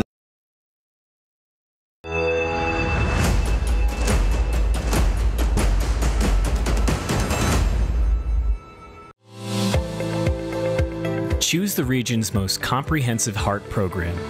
Choose care close to home. Choose world-class surgeons. Choose Northern Arizona Healthcare. Choose precision. Choose innovation. Choose robotic-assisted knee and hip replacement. Choose Northern Arizona. And back here at halftime, 9-0. Sounds more like a high school baseball score than it does a football score out here at Mingus Union High School. And yep, we've got somebody photo bombing. The box is alive right now. We're alive in the box. Oh my goodness. How'd they let him in here? Doing great play-by-play next door to us. Oh yeah, no, absolutely. Great play-by-play. Yeah, he said he was going to leave the door open and just copy what we said. Perfect. I think perfect. That works. I mean, that's kind of a compliment. I guess we'll have to share our pizza, huh? Right. No, I don't know about that. Okay. I don't know about that. That was very delicious, by the way. Thank you. The right amount of basil on the pizza. Second quarter, the Estrella Foothills Wolves take the lead. 6.5 minutes left to go. A 6-yard run by Carroll. The extra point was no good by Rupp. And then also later on in the second quarter, 1:57 left to go in the first half. A 29-yard field goal by Rupp. And that's the only scoring for the, both teams out there. So not an awful lot of scoring offensively. for the Wolves. Ray is 3 for 10, 45 yards, no touchdowns, no interceptions, which is not horrible. On the ground as a team, they've got 37 yards on the ground on 13 carries, led by Karash, who has got 8 carries and 34 yards all by himself. Leading receiver out there is P.J. Bailey, who's got 2 receptions and 43 yards. One of them flipped the field for the visiting Wolves. For the Mingus Marauders here offensively, Stokes is 4 for 5, 43 yards. His favorite target, of course, has been Camacho out there, who's got 3 receptions and 26 yards. And Brulin's got a reception for 17 yards as well. On the ground, Mingus Marauders have not done well on the ground. They have 15 carries and -7 yards on the ground. Now that includes a high snap that Camacho ran out of the back of the end zone so that it wasn't a safety, but he got tackled at the 12-yard line. That set up the 11-yard line. That set up the field goal, the second score for the Estrella Foothills squad.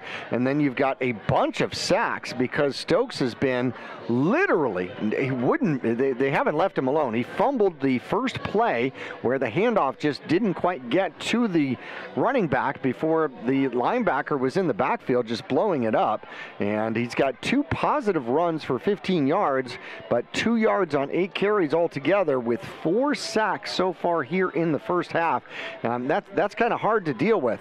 You go along with that, and the Mingus Marauders have 35 yards of penalties on 5 penalties here in the first half. And Mingus has unfortunately been in reverse a fair amount of time during this first half.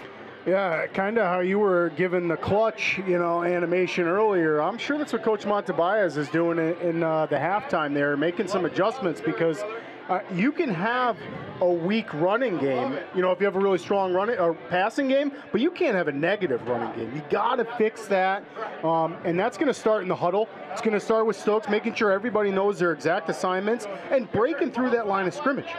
We know Brulin has the speed. Mike Grijalva has the speed. If these guys can get through the line of scrimmage, they're game to get into that open field. They're fast enough to take it.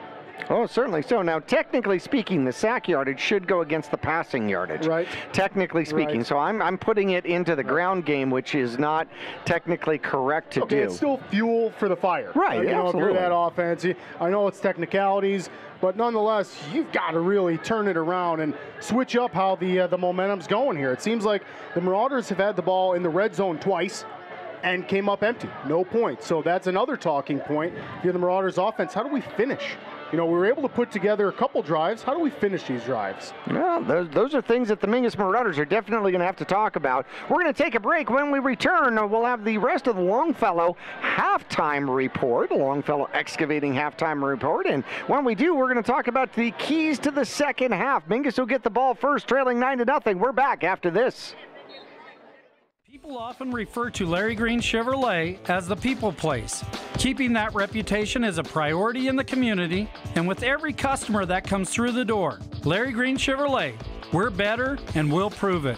If you're in the market for a new or pre-owned car, truck, van, or SUV, you'll find our selection extensive and the sales team professional and courteous.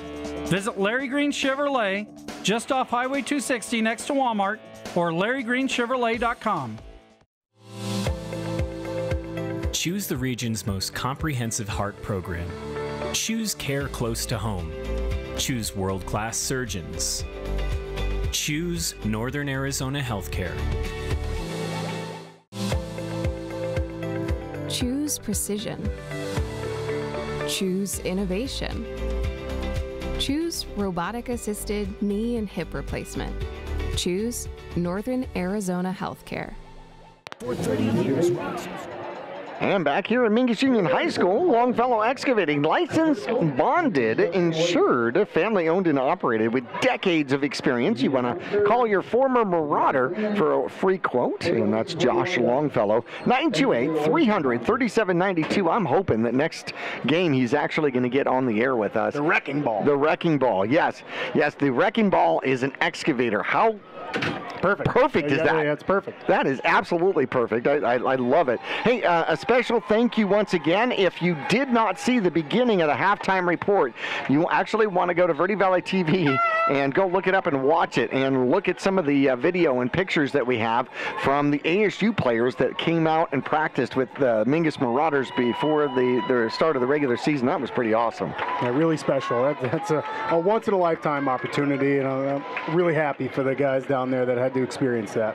I'm just wondering why nobody called me so I could get some of those, soon-to-be extremely valuable signatures. It's a higher-up question right there. I can't answer it, but hey, when you get the call, how about give me a call? Right, there you go.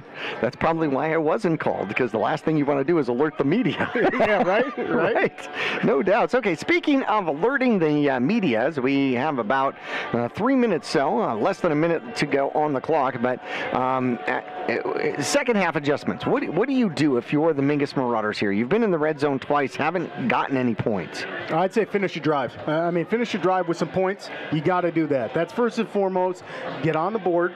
That's going to get your offense a lot of confidence. Just finish one of these drives. You've been in the red zone a couple times now, so I think that's huge for the Marauders, is to finish one of these drives that they're working hard on, and they're just not seeing any rewards at the end. Okay, so the whole mode of operation here for Estrella Foothills has been blitz, and then blitz. That has been their whole mode of operation. So how do you work around the blitz?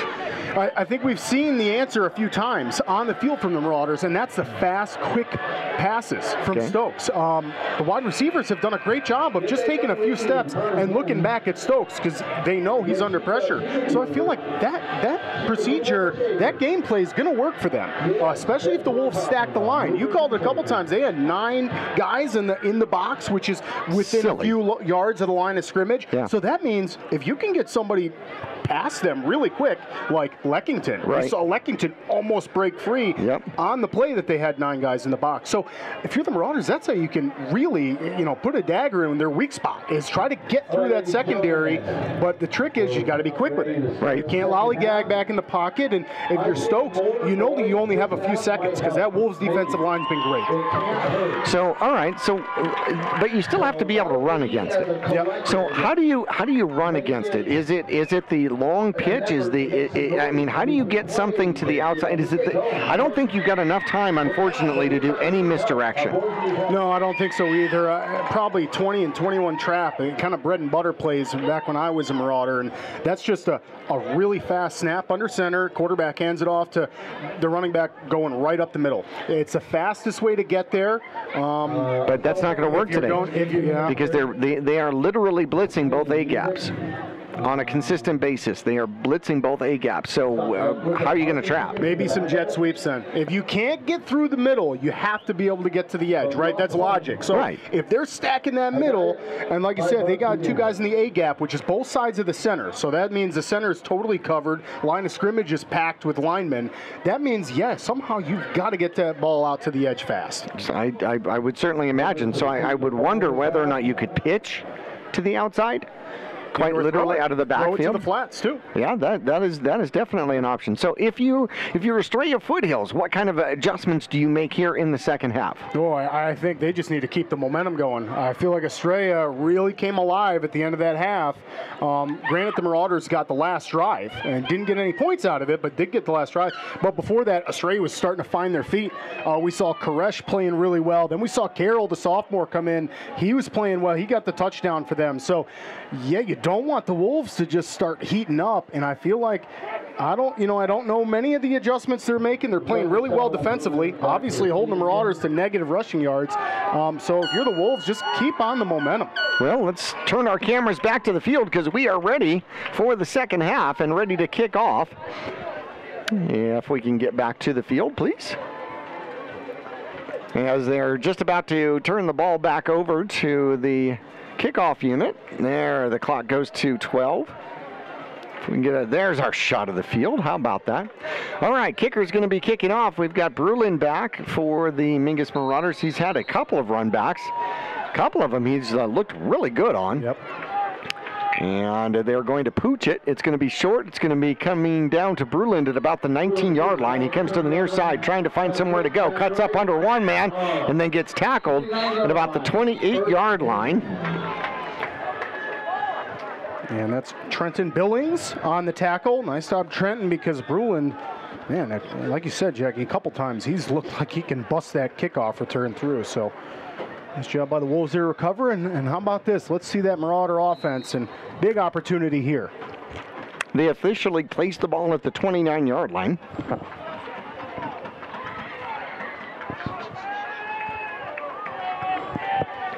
Wing formation for the Mingus Marauders. They're showing blitz once again. Surprise, surprise. Quick snap. The Mingus Marauders, it's Grijalva, will get about 2 yards through the left-hand side of the offensive line. That moves the clock, gets the clock rolling, and moves the Mingus Marauders forward just a little bit. I wonder if the Mingus Marauders were challenged to be able to run the ball against this squad. Yeah, and the Wolves are definitely doing just that. I mean, that play right there is a sweep to the left side, so we're not going all the way to the sidelines, but we're not going directly up the middle either. So it's kind of in between the tackle, tight end, and Marauders able to get a couple yards out of that. Mingus Marauders strong to the near side, short side of the field. Quarterback takes the snap, hands it off. Gravala has a little bit of room and lowers his shoulder and carries the tacklers forward. Gets across the 35 to the 36. And it'll be 3rd and 2, maybe 3rd and 3 out there. So he'll pick up another 5. Yeah, boy, that's some consistent running plays right there. You like to see that. As an offensive lineman, it feels good to just move the ball up a couple yards every single play and makes for a nice and short 3rd down. Well, the most important thing that you've got to deal with when you have a big defensive line is you've got to keep them out on the field and try to wear them down. A lot of movement out there. They pitch to the outside. It's going to go to Bruland. Bruland gets the 1st down and then knocked out of bounds across the 40 at the 41-yard line. Yeah, really good start to the drive for the Marauders. That's 3 great plays. You know, all a handful of yards. That's going to get you the 1st down. And the Marauders can do that all night. They're not going to lose if they can continue that up all night. That is Mingus Marauder football right there. 3 downs, 1st down. 3 downs, 1st down. 3 downs, 1st down. 10:29 left to go. Quarter number 3, Mingus Marauders trailing the Wolves from Estrella Foothills by a score of 9-0. Glad you're along with us on the KYBC AM 1600, 96.3 FM, as well as Verde Valley TV. Wing formation, quick snap. Stokes takes the ball. He'll get through the defensive line, and he'll rumble and stumble for 9. How about that? Yeah, love it. Little bit of a quarterback option there, and Wayne Stokes does a great job of keeping that ball and making the most out of that, and looks like it. I mean, I thought it was going for a 1st down, but I'm saying just a yard shy of that. Watch the freshman-sophomore game on Wednesday. 54-0, the Mingus Marauders on top. Wadsworth, the quarterback for the Mingus Marauders, did a phenomenal job of following through with all of his fakes. I'll tell you, this freshman team had the ball rolling. There were times where I didn't know where the ball was. They look sharp. They look sharp on Wednesday. There's the snap. Mingus Marauders will hand the sweep to the near side. Machado gets caught behind the line of scrimmage and torn down for a gigantic loss of about 7. Yeah, and that's what we talked about right there in the halftime show, was trying to get to the outside, and there we see it. The Wolves do just too good of a job. And they kind of beat us to the edge and nowhere to go there. Machado, that's some hard yards right there. They're negative yards, and on top of that, you're just kind of getting beat up the whole time you're going down. 3rd and 8 for the Mingus Marauders. The ball sits at their own 44-yard line. First drive of the 2nd half. Short side of the field right next to us, and the Mingus Marauders show run. Stokes throws the ball up, throws the ball away, and the only intended receiver out there for the Mingus Marauders was De La Haye, and it will bring up 4th down, but he threw it away, so he didn't take the sack, so that part was good. But now the Mingus Marauders in a decision situation here. Camacho coming off the field. Does that mean the Mingus Marauders are going to run the ball and try a 4th and 8, or is it going to be kind of a pooch kick situation here? Stokes can kick the ball. He'll take the snap, he'll step back, he will pooch kick it, and he will get a phenomenal roll out there. It's going to roll not quite to the 20, down to the 21-yard line. I was so hoping he was going to get a punt inside the 20, and he didn't quite get there. Yeah, really close. Nice job by Stokes there. And you can see the versatility. I mean, there's a great pooch kick. I love that from the Marauders. It's very deceitful. Obviously, the Wolves don't have anybody back because they're not sure that Marauders are going to punt, go for it, what they're going to do. So nice job by Stokes to get a quick punt off. And yeah, Jackie, here it starts. Field position game is huge right now, and the Marauders are getting it into their territory. But they just showed you that if you do that again, they're not going to put a safety back there. Yeah, true point too. So you get execute on that. Yeah, that opens up the door. It does. You get anybody behind that defensive line, and I mean any kind of a quick pass to a tight end or anything. So first possession here for the opposing squad from Estrella Foothills. There's the snap. Quarterback looks to throw, throws the ball, and it is tipped away. Thrown behind the receiver out there, and it looked like Brulin got his hand on it, going completely around, doing a ballerina move. I think that's why they have to practice that stuff. Did a ballerina move and got that tip away. Yeah, Brulin's hips don't lie. That was a really nice try. He almost came up with it, and ironically enough, the wide receiver from the Wolves almost came up with that too. That's true. Weird play there, but you and your song references here today. Yeah, I'm on it today. That's two for two out there. Quarterback sets up over center. Ray's going to set under his center. There we go. Looks to take the snap. Takes the snap and hands it to the second back through, and Choate had a shot at him, and it looks like he's still stumbling and rumbling and will get all the way for a first down. 12 yards for Karash as he just fought his way for a first down. Oh my goodness, a senior standing 5'11", listed at 220. What a tank to try to bring down. And Nick Choate's getting some pressure on him, and he's breaking through that. You know you have a big back if that's the case. Choate went to full defense here for the Mingus Marauders. That's probably the biggest change for Mingus. You got one-on-one to the near side with Camacho. Offset I formation. They've run out of that a lot. There's the snap. They will hand it to the first back through. Picks up good yardage. Finally, Calandra gets him after a first down, but it's going to be another 12-yard run. Huge pieces of real estate out there. I'm trying to catch the number of the runner. I think that's going to be number 4. And how about this? Just, a flip of the table. It's the start of the game. Both the Wolves and the Marauders couldn't really move the ball at all offensively, and now, halfway through the game, we're seeing the offense have some success, and the Wolves are moving the chains again. Well, back-to-back 12-yard runs out here, puts the ball close to midfield at the 46-yard line. Wolves leading 9-0, takes a snap, they hand it off to the second back, and the whistles will blow. Carroll was the second back, but they're going to blow the play dead, which usually means that it's going to go against the offense. Normally, but not always. And the man with the ball is facing the right direction. They're going to place down the ball, and they're going to wave off the flag, and we're going to do an official do-over? Interesting. So all that anticipation for nothing. Man. We were really trying to play the scenario out in our head. I was.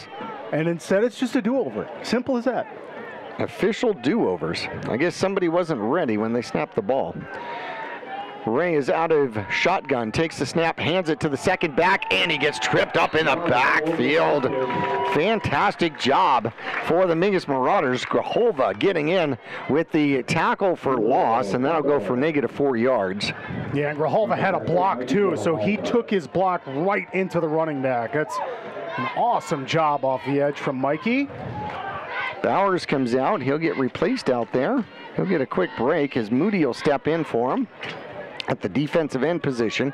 Spread formation now on 2nd and 13 for the Wolves. There's the snap. They fake the handoff. They throw the ball downfield, and it is going to be lots of... That's going to be incomplete, but lots of contact out there. The receiver ended up going down. He may have gotten tangled up a little bit with De La Haye out there defensively, but it's going to bring up a 3rd and 13. And this is where Mingus needs a stop. They got to get the ball back. They're down by 2 scores, 9-0. So they're going to need some ball possession here. Yeah, you said it. This is a great opportunity for the Marauders to get a big stop here, get the ball back. Only 1 turnover so far in this game, and it went the Wolves' way. First offensive play for the Mingus Marauders. Ray out of a shotgun puts the ball up once again, and it is well covered, but still his receiver had a shot out there. That was well thrown. Yeah, and that was about 18 yards downfield, and the receiver, the would-be receiver, is still on his back, not getting up. I think he got the wind knocked out of him trying to reach back and maybe get to that ball, but most of him, well, hopefully he's going to be okay. Importantly for the Mingus Marauders, it is 4th and 13, and it looks like Mingus should be able to have the ball back. The receiver scoots himself off the field. That's kind of like moving when it's a slight accident on the freeway and you just kind of move off to the shoulder. Right. It's looking like cramp, so they're just going to move the accident right off and get everyone handled, and hopefully he'll hop right back up and get in the game. Hopefully Brulin will get something he can get his hands on and finds a lane. He needs one of those titled surfer tunnels to run through. That's what he needs. Brulin back. Mingus almost blocked one, and they're coming after it once again, and he does get the punt off. It is going to be a decent punt. It's going to take a good bounce, and it'll go down inside the 15-yard line down to the 13-yard line. A fantastic punt out there for the squad from Estrella Foothills. So how about that? Back-to-back possessions that end up in great punts. Some really good special teams from both the Wolves and Marauders, and Marauders are pinned deep. So here you go. We've been calling it a test for the offense all night, and it's not going to change until they can find pay dirt. Still another huge test. If they're going to get points here, boy, they're going to have to go a long ways. Well, it's currently 87 yards from pay dirt right now. No respect from the Wolves. 8 men in the box, and it's going to be a pitch to the near side. Brulin looking for a lane to run, follows his blocker, gets out to the 15, give him about 2. Yeah, that's not terrible. Good job, Mikey Grijalva, on a good block on the edge. And the Wolves just, again, do a really good job not letting the Marauders get the edge there. Because if Brulin can get that edge, it's going to be look out. Camacho coming out. He'll get a break. Mingus Marauders go to a wing, double tight formation, and there is the snap, and it's going to be handed off to Brulin. Brulin bounces to the outside, skimps back in, and dives forward for maybe another 2. 3rd and 6 for the Mingus Marauders at their own 17-yard line. And that's just really, really tough yards to come by for Brulin in the first game versus Mesquite. He only averaged 2 yards a carry. And, man, Jackie, I'll tell you, that's hard yardage right there. And same on that run, just a yard. And, man, that means you're getting hit almost immediately when you get the football, but you're still getting something positive out of it. He's got 13 yards on 5 carries. That's 2.6 yards a carry right now. Mingus Marauders put a man in motion. There is the snap, and it goes to the second back. Grijalva finds a lane and gets a first down across the 25 out to about the 28-yard line. Yeah, nice job by the offensive line there. See Jahir Hernandez upfield getting a big block. And, boy, Grijalva's so fast. I mean, he only went down by just about the last person for Estrella Foothills, and man, just a few more plays like that, Jack, you're bound to break one. 11 yards, the biggest play from the line of scrimmage on the ground for the Mingus Marauders. Tight formation once again. They hand it back to the Mingus Marauders, and then ridden to the ground right at the line of scrimmage is Grijalva. They try that again. They get just 1. To the left side, looks like you're getting 1 yard line. 1 yard. So the line of scrimmage is, well, they say it's still back at the 29-yard line, so they actually give him 0 on it. 2nd and 10 from the 29. 4:57 left to go. Quarter number 3. The Mingus Marauders down by 2 scores. 9-0. A touchdown and a field goal. No extra point. The only scoring in this one so far, according to the Jones Ford scoreboard. Stokes takes the snap, looks to throw, has some pressure, cuts back in underneath one, cuts it upfield, has a blocker, gets a first down, and up across the 40 to about the 41-yard line. Wow, what a great job by Stokes. Absolutely love to see it. Doesn't have a wide receiver. He knows he's got pressure coming. So instead of forcing anything or just taking a sack, he breaks out of the pocket and gets the first down for the Marauders. That's awesome athleticism, Jackie, and that's going to carry the Marauders. And if he's not tired enough, then he has to run all the way to the sideline to get the play, right? Yeah, you know what? Your adrenaline kicks in by then, and his shoulder pad needs a little adjusting. And there you go. Jahir Hernandez is all over it. He's going to take care of that. All right. Well, the Mingus Marauders getting a little momentum going here. Make sure they don't get a delay of game call. They've had a couple of those. 5 penalties for 35 yards. 1st and 10 from their own 41-yard line. Stokes over center. Points at the would-be blitzer. Throws the ball up. Has a man. It's going to be trying to come down with it with one hand is going to be Camacho. And we do get the flag. And the question is it's going to be offensive or defensive, because they were definitely hands out on both sides. Yeah, just one hand in one hand. So really interesting who's getting the benefit of this call here. And you can see the Wolves arguing out there because pass interference really defense. Yeah, and they better be careful that the refs don't tack anything extra onto that. So that should be 10 yards and an automatic first down for the Mingus Marauders. Or do they make it 15? Yep, I'm sorry, it is 15 yards and an automatic first down for the Mingus Marauders. That puts the ball at the 44-yard line of the Wolves. So most importantly, the drive continues for the Mingus Marauders. Yep. 3:46 left to go, third quarter action, tight formation, one receiver up to the top. Double wing, there's the snap, they hand it off. Brulin, short side of the field, gets around one tackler and then gets out of bounds, maybe a gain of 2 or 3. And again, there's Brulin's average, which, you know, is just tough sledding because the Wolves are just really good up front and really good at getting to the edge, and Brulin able to get a couple yards out of it again and keep this Marauder drive moving upfield. They officially give him 2. So 2nd and 8 for the Mingus Marauders. Boy, he's really sticking with that average. I'd love to see him break one. Yeah, that's how it goes. 2, 2, 2, 80. Yeah, yeah, right? Love it. Wide left. Camacho to the downside, the near receiver.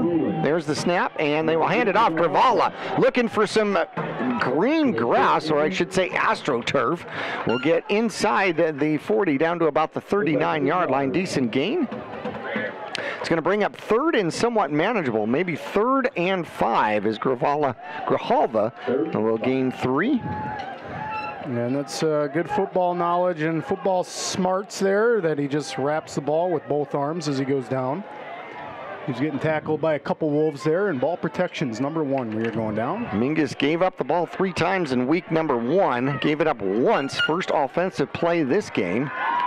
3rd and an important 3rd and 5. Blitz showing once again. There's the snap. Stokes looks to throw the ball. Hit as he throws it. Has it up. And it is tipped away at the last second. And unable to come down with it is Camacho on the far side of the field. We've seen him do some acrobatics before, but unable to do so this time. So close too. And you see Camacho wants it back. He was right at his fingertips a couple times. Just couldn't wrangle that one in. And well, it was a pretty good throw by Stokes there. I mean, really, you like the play call. 4th and 5. Do you punt at this point? Obviously, you've got the short punt. Last time we saw that they didn't put a would-be returner back at all. So the Mingus Marauders, let's see if they go out of shotgun. They don't go out of shotgun. Stokes over center, showing that they're going to go for it. Blitz is looking like it's going to come. Stokes steps back, has a man on him, throws the ball, and it's going to be Camacho with the first down. See where they mark it. Oh, that's not a very good mark at all. That's a short spot right there.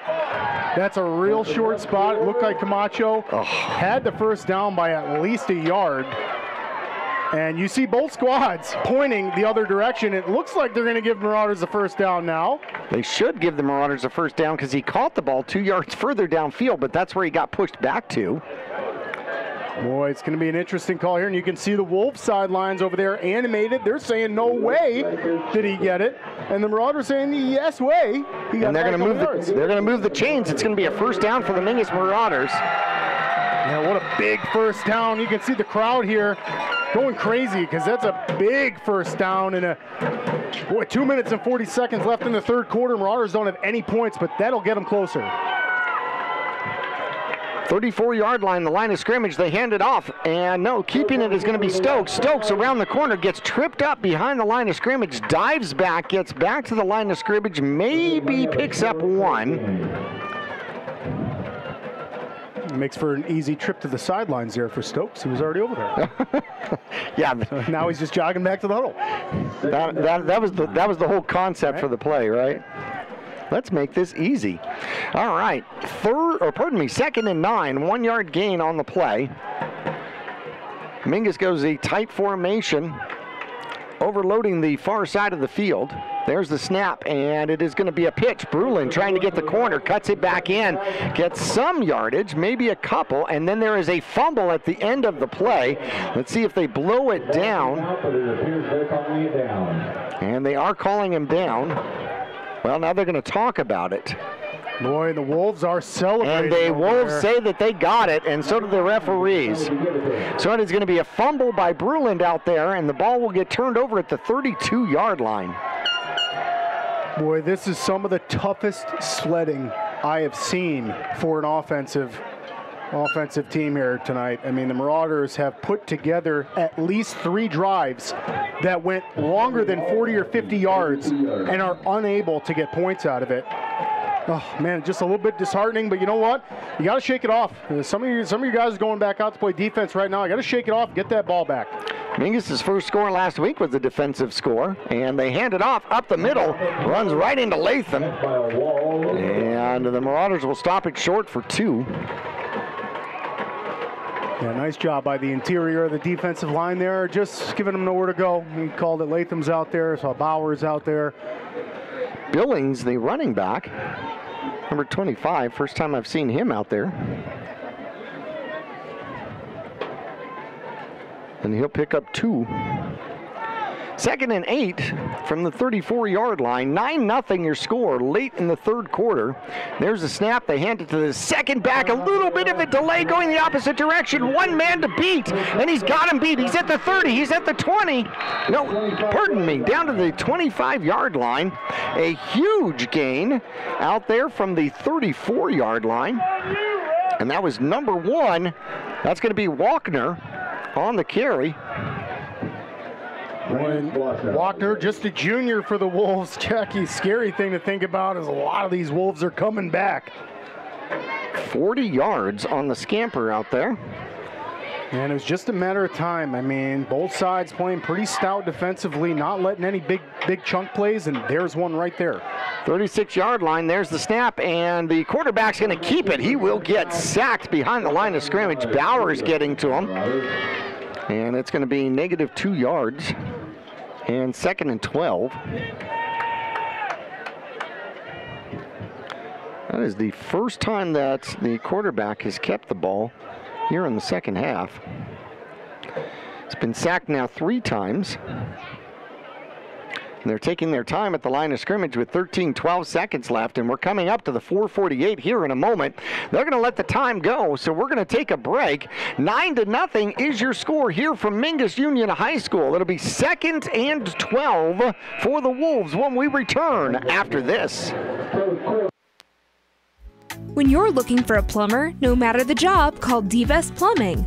From energy-saving tankless water systems to whatever remodel project you have in mind, from the simple to the exotic, D-Best Plumbing prides themselves on quality workmanship and efficiency. For honest and fair prices and plumbing problems done right the first time, call D-Best Plumbing at 928-567-8755 or find them online at d-bestplumbing.com. People often refer to Larry Green Chevrolet as the people place. Keeping that reputation is a priority in the community and with every customer that comes through the door. Larry Green Chevrolet, we're better and we'll prove it. If you're in the market for a new or pre-owned car, truck, van, or SUV, You'll find our selection extensive and the sales team professional and courteous. Visit Larry Green Chevrolet just off Highway 260 next to Walmart or LarryGreenChevrolet.com. As the 448 echoes through the cave here in Mingus Union High School. And of course, the history to that, Nick, is 4 quarters, 48 minutes. Yes, 12-minute quarters. So that means that you leave it all on the field, right? Absolutely. You don't want to walk off the football field without leaving it all out there and giving it your absolute best. 2nd and 12, 2 receivers, top to the right side, offset I here for the Wolves. There's the snap. They're going to pitch to the outside. It's going to be Carroll. Flag is down. Carroll is wrapped up for a short game. He'll get back what they lost and maybe another couple, but a flag in the backfield out of the 32-yard line. Normally in the general vicinity of a hold and a chop block. That's something different. So obviously you can chop inside the line and you can chop at the line. However, if somebody is not lined up on the line and they're more than 2 yards off the line of scrimmage when they start, you cannot chop them. Yeah, technicalities, right? I think I've chopped many of people before that I shouldn't have chopped. I probably am guilty of that penalty myself a few times. Hey, it's tough. It's an easy block if you're a lineman. This is not about you. This is an easy block. If you're a lineman, you just kind of fall down. Right. And then they go over the top of you. That's true. And hopefully you don't hit the side of the knee. But that becomes a gigantic penalty, bringing up 2nd and a very long 12, 16, 26. 2nd and about 26 out there. Spread formation out here for the Wolves. 4:11:41. They're going to throw the little screen pass up underneath. The Mingus Marauders eat it up real quick. Calandra read that thing like the cover of a book. Yeah, man, that's got to be from watching game film right there. That's just smart defensive play. And the Marauders knew that play was coming as soon as it started. And honestly, the Wolves should be thankful they even caught the ball on that. Because like you said, Eli was there almost before the pass. Well, that worked once before. You know, fool me once, right? -5 yards on the reception for the Wolves out there. Brings up 3rd and about 30 according to the scoreboard. There's the snap. Quarterback sets back. Fry looking to throw the ball. Throws the ball downfield. Has an open man, and he is tackled short, but at about the 31-yard line, and that is probably close, or 29-yard line. That's probably close enough to go for it on 4th down, wouldn't you say? I think that we're going to see the field goal unit come out for the Wolves. I mean, remember that field goal in the beginning of the game was only maybe 10 yards shorter, and that thing was a long boot. Well, that's true. It was a 29-yard field goal, but we're going to see if they're going to keep the offense out here. 15 yards as Mingus played more of a prevent out there, and they're going to go for it. 4th and 15 from the 30-yard line. They put a man in motion, and they get the Mingus Marauders to jump. Ouch. Ouch. As a defensive player, you got to be out there making sure all your buddies know, hey, watch the count, watch the count. You don't want to jump, and it's going to move the Wolves up a little bit more, make this an easier 4th down. You wonder if now, maybe that it's a little bit closer, we'll see the field goal unit. It doesn't look like it, though. 4th and 10 for the Estrella Foothills Wolves. They actually call it like 4th and 9. Offset I, 2 receivers to the top, and now there's motion going the other way. That's going to go right back to where it was, because that's going to be a false start. The guy with the yard marker started moving before he had any instructions, so he knew. Yeah, all the Wolves knew on that one. Except the left side of the offensive line that left the snap and a half early. All right, so that is the 9th penalty against the Wolves out here today, 68 yards. 2 receivers top side. There's the snap. Quarterback rolls to the short side, throws the ball, and throws it away. Hits the guy with the line holding the yard marker down there. He has a word to say about stopping it with the yard marker thing. But that's going to be a turnover on downs for the Mingus Marauders. That was a 4th down attempt. So the Mingus Marauders defense holds, and they're going to get the ball back at the 30-yard line.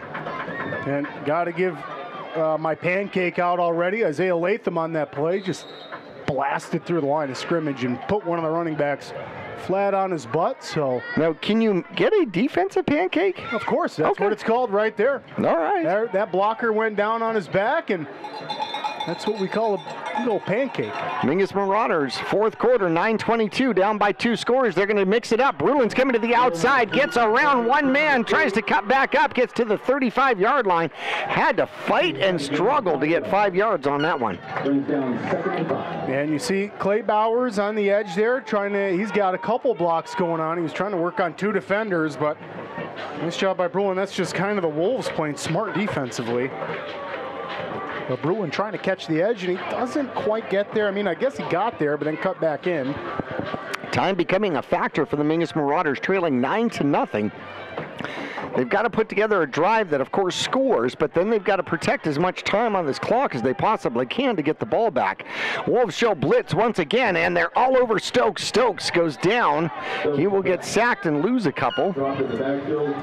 And see, that's a great defensive play by the Wolves. And Jackie, if you're the Marauders, get some more awareness up there. When you see those guys threatening blitz, that right there was a long developing play. So that was a handoff from Stokes. He's going to fake the handoff, possibly take it out for a boot, and or give it to the jet sweep guy.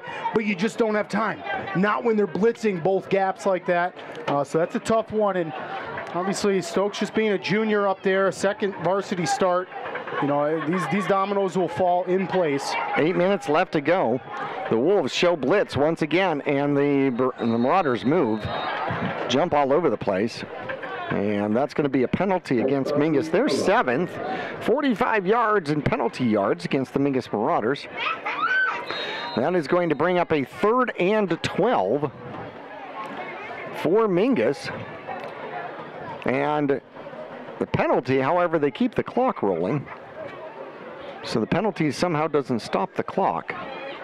Man, what a tough break, right? It seems like the Marauders are having a great offensive play and then 2 bad offensive plays. 7:30 left to go in the game. Clock is definitely seemingly going faster against the Mingus Marauders. 3rd and 12 from their own 33-yard line. Stokes out of shotgun. The ball is snapped over his head. He's going to pick it up, looks to run, and he will get a few of it back, and he'll get down to the 21-yard line.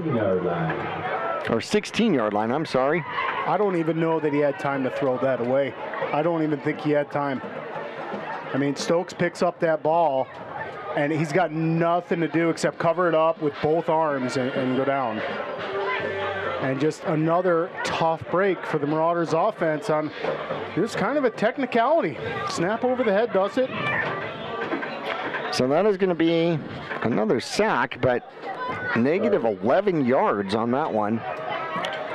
4th and a very long to go, and a low snap, and they are going to kick it, and they do have a man back this time. Carroll is looking at the bounce, and he's going to pick it up at about the 45-yard line and get forward past the 40 down to about the 37, and it is going to be a very good field position out here for the Wolves as the kick went past the original line of scrimmage. So the ball was punted for, I don't know, about 30 yards or so, but they get the ball down to the 39. Is that where they're going to call it down? Yep, down to the 39-yard line. So the Wolves have the lead and the ball, 9-0, 6.5 minutes left to go. And that does not work the Mingus Marauders away. No, you got to come up with a big stop here. I wonder if it's Karish time. Offset eye, and they hand it to the big guy. The big guy loses it and goes down, falls down on it, gets back to the line of scrimmage. And that was the turnover the Mingus Marauders needed and did not get. And I think that's what the Wolves were trying to avoid, right? Play it smart, just run the ball, trying to run the clock out, and running back puts it right on the turf there. Not sure if that was from the handoff or what, but yeah, Marauders almost caught a huge break there. Using a lot of clock are the Wolves, under 6 minutes left to go. Out of shotgun is Ray. Ray has 3 receivers to the near side, and he is going to run it himself and runs right into a Mingus Marauder. That's Leckington, big hit. He's going to lose a yard, maybe 2, so that's going to go for a sack. Yeah, nice job, Max, and that's defensively with the Marauders, how the Marauders started game tonight, and now they're going to have to do it. They need to stop them these next 2 plays to leave themselves enough time to get 2 scores. 5:20 left to go as they break the huddle and come up at 3rd and 12 at the Mingus Marauder 41-yard line. Offset I, 3 receivers to the near side. The wide side of the field, there is the snap. They hand it off to the big guy. The big guy gets through the line of scrimmage, rumbles and stumbles, picks up a first down. He is down to the 10, the 5, and tripped up right before the goal line, down to the 2-yard line. So a 39-yard run. And Machado's limping coming off the field. Somebody took his legs out right at the 1-yard line, stopping him from scoring. You know, and Jackie, I can't quite tell if stopping him at the 1 is going to hurt him or not. I'm not sure. There's the push. The quarterback looks to be in, and it's going to be Ray. Gets the touchdown with the 1-yard touchdown run. Just follows the big guys right up front. They snapped that immediately, is what's kind of a little bit mind-boggling to me. You'd think they're going to run the clock.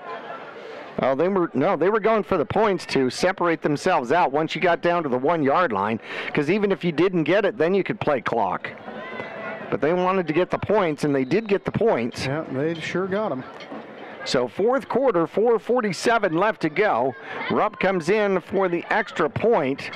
15-0 now the score. Clean snap, hold is down, the kick is up, and the kick looks good. The kick is good. 16-0, Mingus is down still by 2 scores. They need 2 touchdowns, 2 extra, 2-point conversions to tie this one up. 4:47 left to go in the 4th. We're back after this.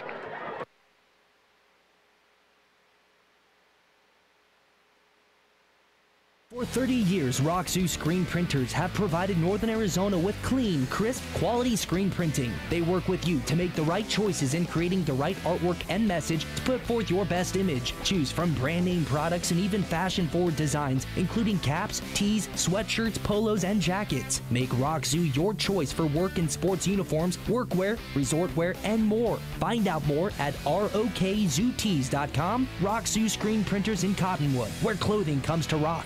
For 30 years, Rock Zoo screen. We're up with the extra point, puts the Wolves up by a score of 16-0. Mingus trying not to get shut out on their home opener here to the Estrella Foothills Wolves. Both teams trying to go 1-1 on the season. Somebody's going to end up starting the season 0-2. Kickoff coming.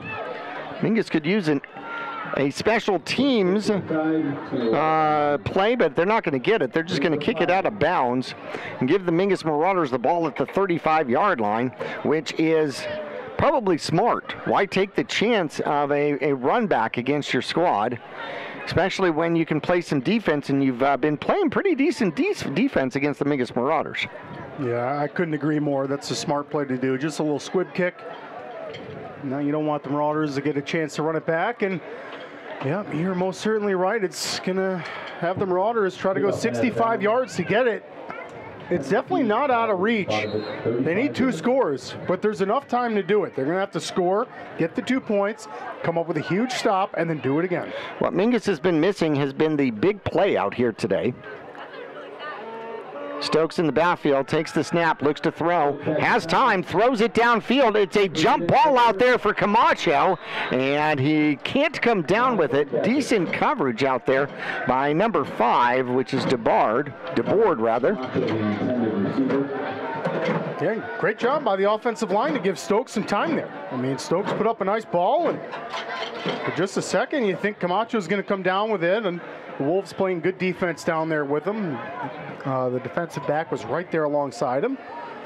But nonetheless, good ball and a good try to go downfield. Turnovers haven't gone the Mingus Marauders away. They've had 2 turnovers in this game. Stokes trying to spread the offense out. 4:40 left to go. Spread formation, 1 back in the backfield. Showing blitz. Here it comes. Stokes steps up, runs, has some room. Middle of the field. He's got a first down and more. Trying to come to the near sideline. Looking for blockers. He gets inside of the 40, and then he gets, no, they're going to say he's not out of bounds at the 41-yard line, so Mingus is going to have to hurry up back to the line. Yeah, and here's where you got your hurry-up offense. You need to get right on that line of scrimmage, snap another play, which the Marauders are doing right now. They're all looking around. They know what's going on. They know they got to be quick. 26 yards on the quarterback keeper out there. Stokes takes it, looks to throw, has to scramble, comes to the near side, looking for some yards, and runs and gets out of bounds. Takes on a defensive player, gets a good gain of about 8. Yeah, Stokes looks a little tired there at the end of that run. He's looking a little tired, and that's going to have to get a little bit of a breather, put your hands on your head, and get some oxygen in. That's a couple big plays for Stokes. He's got 51 yards on the ground so far. The Mingus Marauders at the 32-yard line, 4:05 left in the game, down 16-0. Stokes will come back out.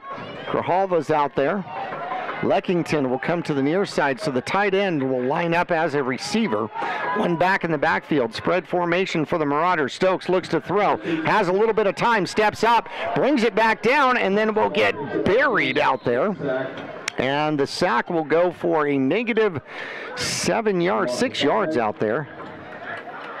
And the pocket just collapsed on Stokes there. I mean, not much he can do. He had a couple seconds to get rid of the ball, but didn't have a wide out open on that play. Spread formation once again. Here comes the blitz, and the Mingus Marauders throw it quickly, and it's intercepted out there. The intention was for Leckington, and the interception is from number 5. That's DeBoard. And that could seal it out there with 3:32 left to go. The Wolves will take over. And just another great forced error by the Wolves to come up with a defensive takeaway, and it's a great interception by the Wolves, really. I mean, didn't look like he had a chance at it, but comes up with the interception. Well, he beat the man to the position, is what he did, because the Mingus Marauders were just throwing the quick slant, and he beat the man to the position and actually was able to get to where the ball was going. That's where you're throwing the ball to a spot, not to a man. I formation out here from the Wolves. They give it to the scat back in the back, and he will scamper forward out to the 40-yard line and pick up 7. That's Billings again, number 25. And just over 3 minutes to go, and I'm sure the Wolves are in no hurry. We're going to see them take their time getting up to the line of scrimmage. And if you're the Marauders, it's time to strip that ball. You're going to have to get dirty in there, man. Strip that ball, rip it out of the arms. Mingus is going to take a timeout. With their timeout, we're going to take a timeout real quickly, 30 seconds. We'll be back after this.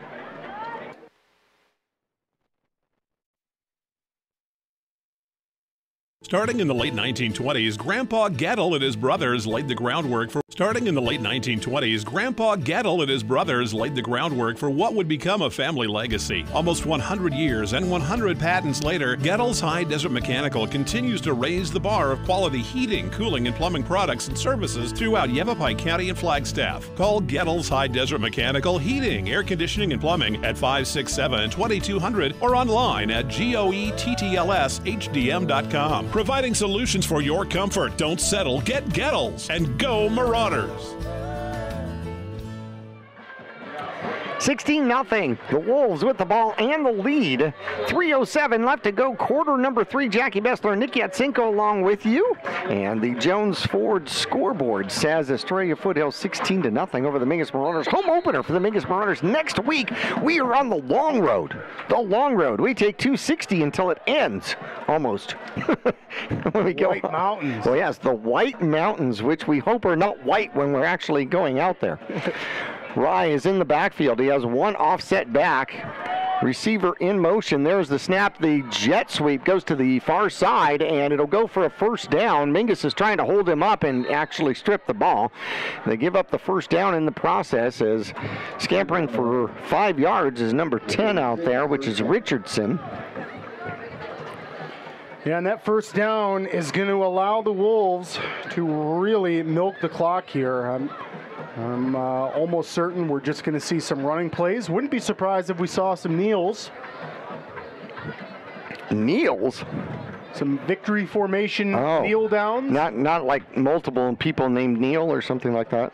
There's a bunch of kneels out there. Yes. Hopefully not, because I don't think there's a kneel on the roster. 1st and 10, and they're at the Mingus Marauder 53-yard line. Or the 47, depending on how you look at it, right? I'm going to look at it through our perspective. Okay, well, there we go. Then let's just pick up the ball and move it. As many yards as we can. There we go. Rye is under center, puts a man in motion, and lots of movement. They give it to the second back, and picking up the first down and a whole bunch more is going to be Walkner up the middle. He'll pick up 14. Another first down with 2 minutes left to go, and that could be it. Yep, I'd imagine we'll see the victory formation come out now, and if we don't, it'll be some short handoff plays. 1:47 left to go. And the visiting squad out here from Estrella Foothills looking to go 1-1 on the season, which will match their victory total from last year. The Mingus Marauders appear to be starting in the hole, 0-2. Right, takes the snap, hands it off, and a big hit by the Mingus Marauders. Lathan says, I'm not done playing. Yeah, give Latham credit for a tackle for loss there. That's nice job by the big guy in there, and he's always causing a ruckus on the defensive line. 2nd and 12 now. The ball sits outside the 40-yard line. 1:03 left to go. They don't have to snap this ball until about 40 seconds left. Mingus still has 2 timeouts, so they will probably just continue to waste time. See if Mingus is going to use their timeouts. Mingus does not look like they're going to use their timeouts. We're at 42 seconds.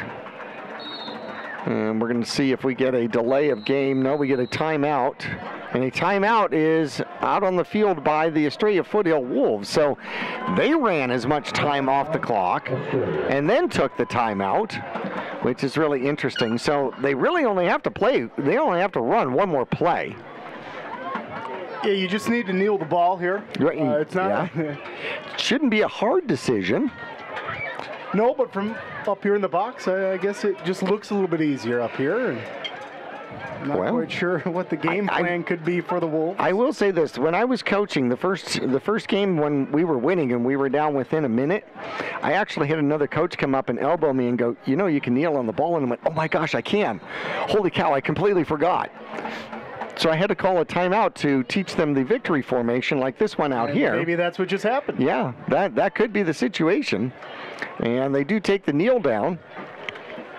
And we're going to watch the clock start to tick off here. We're at 25 seconds left to go. Tough loss for the Marauders here. It seemed like the offense put in so much work tonight, really. Moved the ball on quite a few drives and just unable to get points. I think we're in the red zone 3 times. And that's going to leave such a sour taste in the Marauders' mouths. But you know what? That's why you get another week. That's why you schedule a lot of games. You can get back, watch some game film, fix some mistakes, and come back a little bit cleaner, sharper, and better.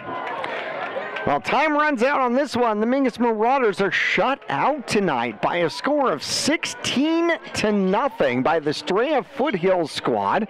The Wolves beat the Mingus Marauders here tonight. We are going to take a break. When we return, we'll get into our post-game show. And when we do, we're going to tell you about some of the scoring out here and everything else that's going on. Some individual stats and so much more as we watch the teams shake hands. A good battle out here on the Mingus Marauder field. Mostly a defensive battle, but it goes the Wolves' way here tonight, 16-0. Your final. We'll return for the post-game show coming up after this.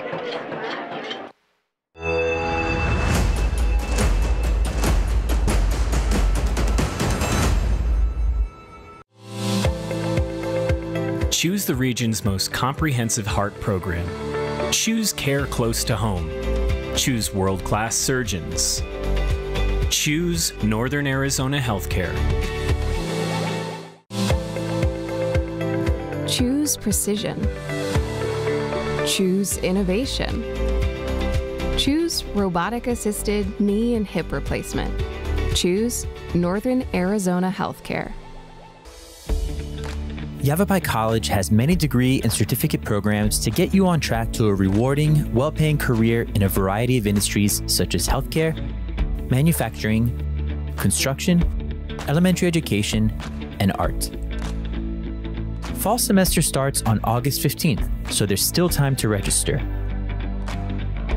Visit us online today at yc.edu/admission to connect with your future career.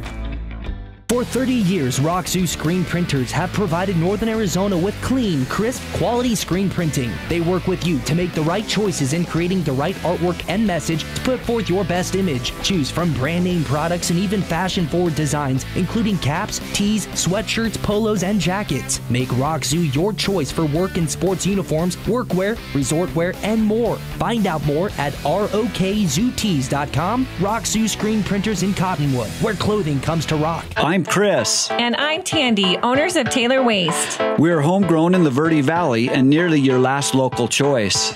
We want to be your first choice for residential and small business garbage service.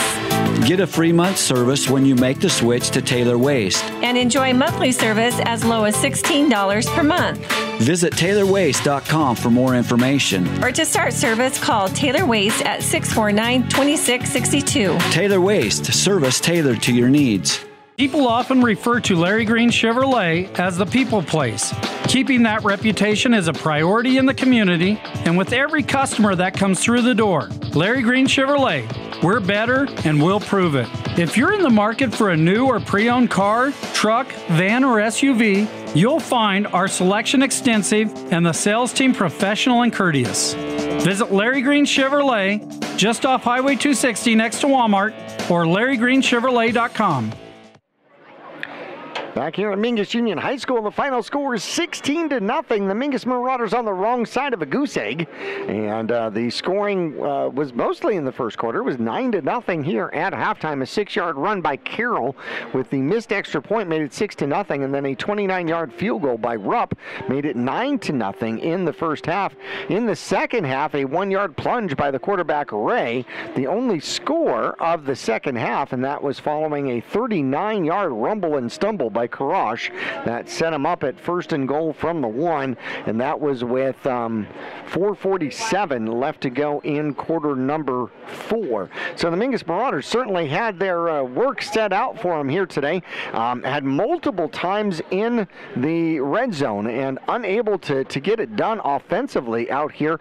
Defensively, I think they played a pretty decent game. Yeah, I think so too. I mean, they only allowed the Wolves to have a few big chunk plays, right? So usually you can come out on the winning side of that, but you got to find pay dirt. You got to find the end zone. And yeah, just a frustrating night for the Marauders offensively. As, like you just said, they put together a few drives. We got into the red zone a couple times, and those times we got in the red zone, we drove to get in there. It wasn't like we got great field position to get right in there.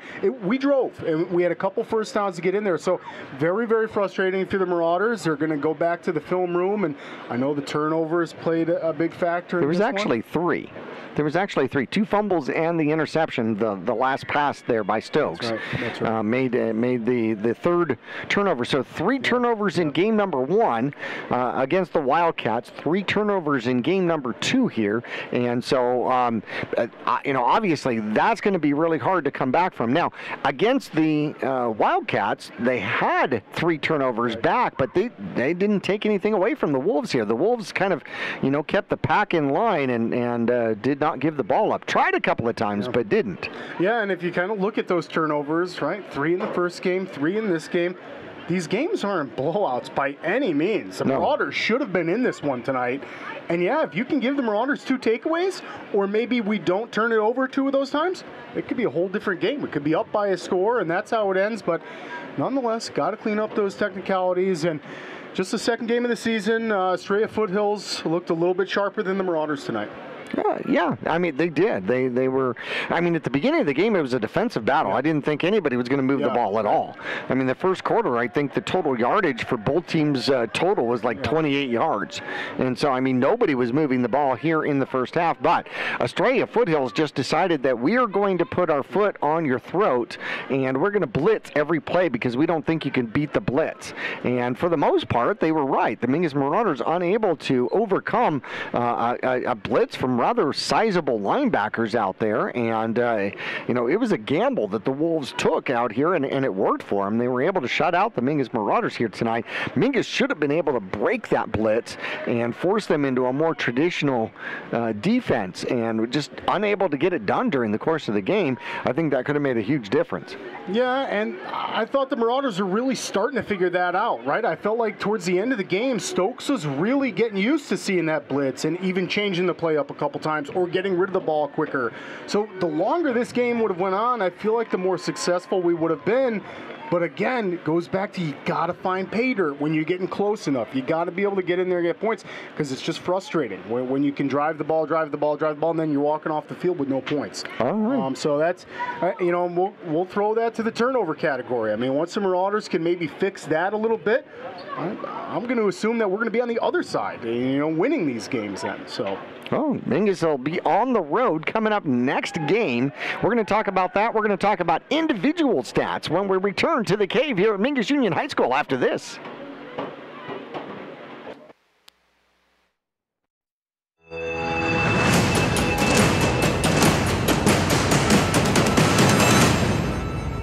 The right vehicles, the right people, the right price. Make Jones Ford of Verde Valley the right place to buy. Choose from our new in-stock Ford selection or custom order just the way you want it. Buy pre-owned with peace of mind with Jones Ford's lifetime powertrain warranty at no extra cost. Plus, drive a little, save a lot. Jones Ford is your tax advantage destination. So, for the right vehicles at the right price, make the right choice. Jones Ford Verde Valley, family owned and operated for over half a century. Just off I-17 in Camp Verde.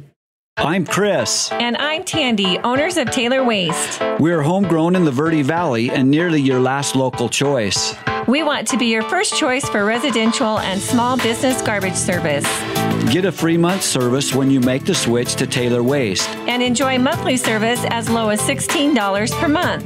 Visit TaylorWaste.com for more information. Or to start service, call Taylor Waste at 649-2662. Taylor Waste, service tailored to your needs.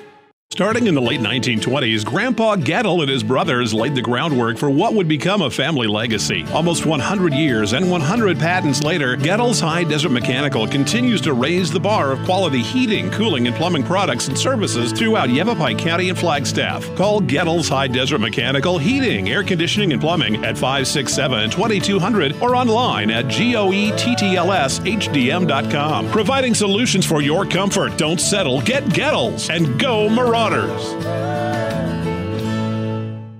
Call Rick or Scott Stokes at Sun Country Custom Woodworks about cabinets for every purpose and every budget. Sun Country Custom Woodworks can custom build cabinets for your dream kitchen or bath, adding tremendous value to your home. Organize the garage and store stuff right with a call to Sun Country. And ask about money-saving options, including modular cabinet choices. Your cabinets may not be from this century. For ideas, start at suncountrywwoodworks.com. Choose the region's most comprehensive heart program. Choose care close to home. Choose world-class surgeons. Choose Northern Arizona Healthcare. Choose precision. Choose innovation. Choose robotic-assisted knee and hip replacement. Choose Northern Arizona Healthcare.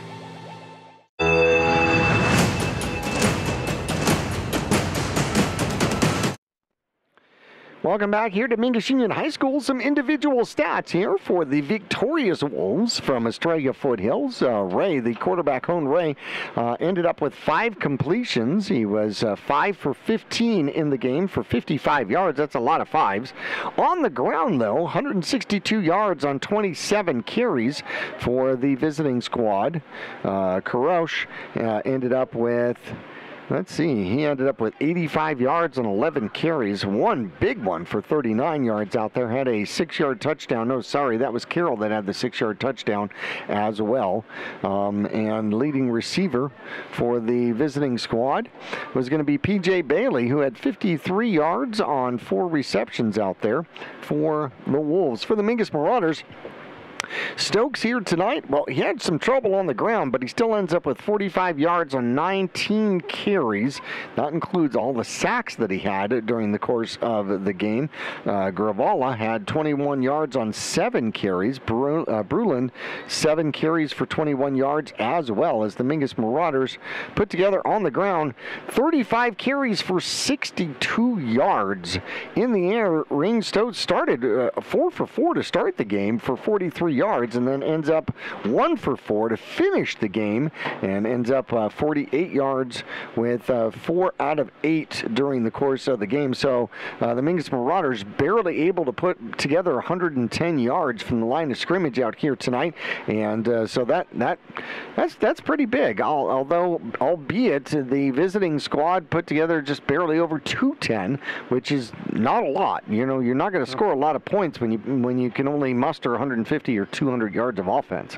Yeah, and you got to account for all that positive yardage also came with getting yardage back. So there was several drives the Marauders had that were negative yardage. Right. But those positive drives, canceled out the negatives and then gave the Marauders positive yards. So there was success there. It was almost like it was either a terrible offensive series, or we did great and got a bunch of first downs and moved downfield, just didn't find the pay dirt and points that the Marauders deserved.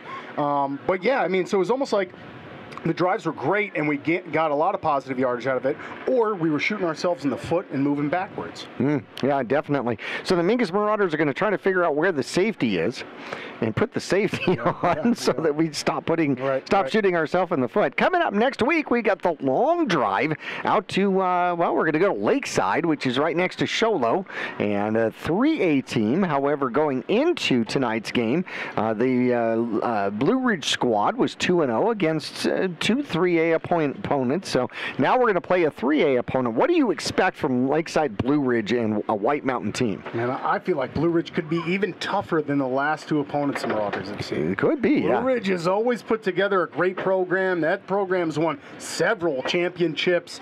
That's a high caliber program up in the White Mountains, and it's always tough football. I mean, we've only had a couple of wins against Blue Ridge. They've gotten the better half of the Marauders, for sure. So it'll be nice if we can come away with a win in the White Mountains. That'll definitely turn the momentum, if you will, for the Marauders season. So it'll be a big test on Friday. Well, the Mingus Marauders have not done well against White Mountain teams, whether they've been 3A or 2A2 or 4A2 or whatever the case is. They just don't have great records against them. One thing that I have seen consistently, there is a lot of coverage for the teams in Sholo and Blue Ridge. And second of all, these teams are unbelievably disciplined. They may only run 10, 12 different plays against you, but darn, they're gonna run them well. Yep, and they're, like you said, really disciplined, and they're in the top. I mean, they're typically ranked. All of those White Mountain teams are typically in like top 10 or top 5 or top 3. I mean, really, those teams, the biggest rivals are each other up there.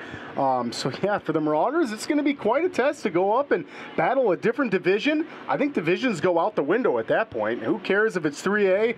Sometimes Blue Ridge plays like a 5A school. You're right. So it's just going to be a good test overall. No doubts at all. Well, we're going to make the long trip so that you don't have to, actually. And then we'll see where the Mingus Marauders go. Thank you once again for bringing your pizzas out. Of course, my pleasure. That was absolutely awesome. I can't wait to actually finish one of those pizzas. We only got I got part of a piece in during the first break. I think and then the bottom of the V or the T. Yeah, it's something along those lines, but that'll be an awful lot of fun. Hey, we want to thank our camera crew out here, Rennie Schauer and Steve Endicott on the cameras out here. Our producer, Kyle Ward. For Nick Yatsinko, I'm Jackie Bessler, wishing one and all a fantastic Friday night. We will talk to you from the White Mountains coming up next Friday when we're on the road. See you then. This has been the post-game report brought to you by Gettles High Desert Mechanical Heating, AC, and Plumbing Specialist online at GettlesHDM.com. Starting in the late 1920s, Grandpa Gettle and his brothers laid the groundwork for what would become a family legacy. Almost 100 years and 100 patents later, Gettle's High Desert Mechanical continues to raise the bar of quality heating, cooling, and plumbing products and services throughout Yavapai County and Flagstaff. Call Gettle's High Desert Mechanical Heating, Air Conditioning, and Plumbing at 567-2200 or online at goettlshdm.com. Providing solutions for your comfort. Don't settle. Get Gettle's and go Marauders. This has been a presentation of Yavapai Broadcasting Sports. Any rebroadcast or use of this broadcast without written permission from Mingus Union High School or Yavapai Broadcasting is expressly prohibited. Tonight's Mingus Marauder game has been sponsored in part by Jones Ford Verde Valley, Arizona's best since 1970. State Farm Insurance Agent Jennifer Griffin. Like a good neighbor, State Farm is there. Taylor Waste, service tailored to your needs. Rock Zoo Screen Printing, where clothing comes to rock. Longfellow Excavating, we dig your ideas. Northern Arizona Healthcare Orthopedic and Spine Institutes. Mingus Marauder Football is also brought to you by these fine businesses. Reese's Tire and Automotive Tire Pros, more miles for your money. Larry Green Chevrolet, the people place. All Price Insurance, get your quote. Gettle's High Desert Mechanical, don't settle, get Gettle's. Tiffany Construction, a reputation for exceptional service and an unwavering commitment to quality. D-Best Plumbing, they believe in getting it right the first time. Sun Country Custom Woodworks, serving all of Northern Arizona with commercial and residential custom cabinets. And Yavapai College, you can, we can, together. Stay tuned for the next Mingus football game on KYBC AM 1600 and 96.3 FM, or go to the Verde Valley TV channel on YouTube to watch this and other Mingus games on demand.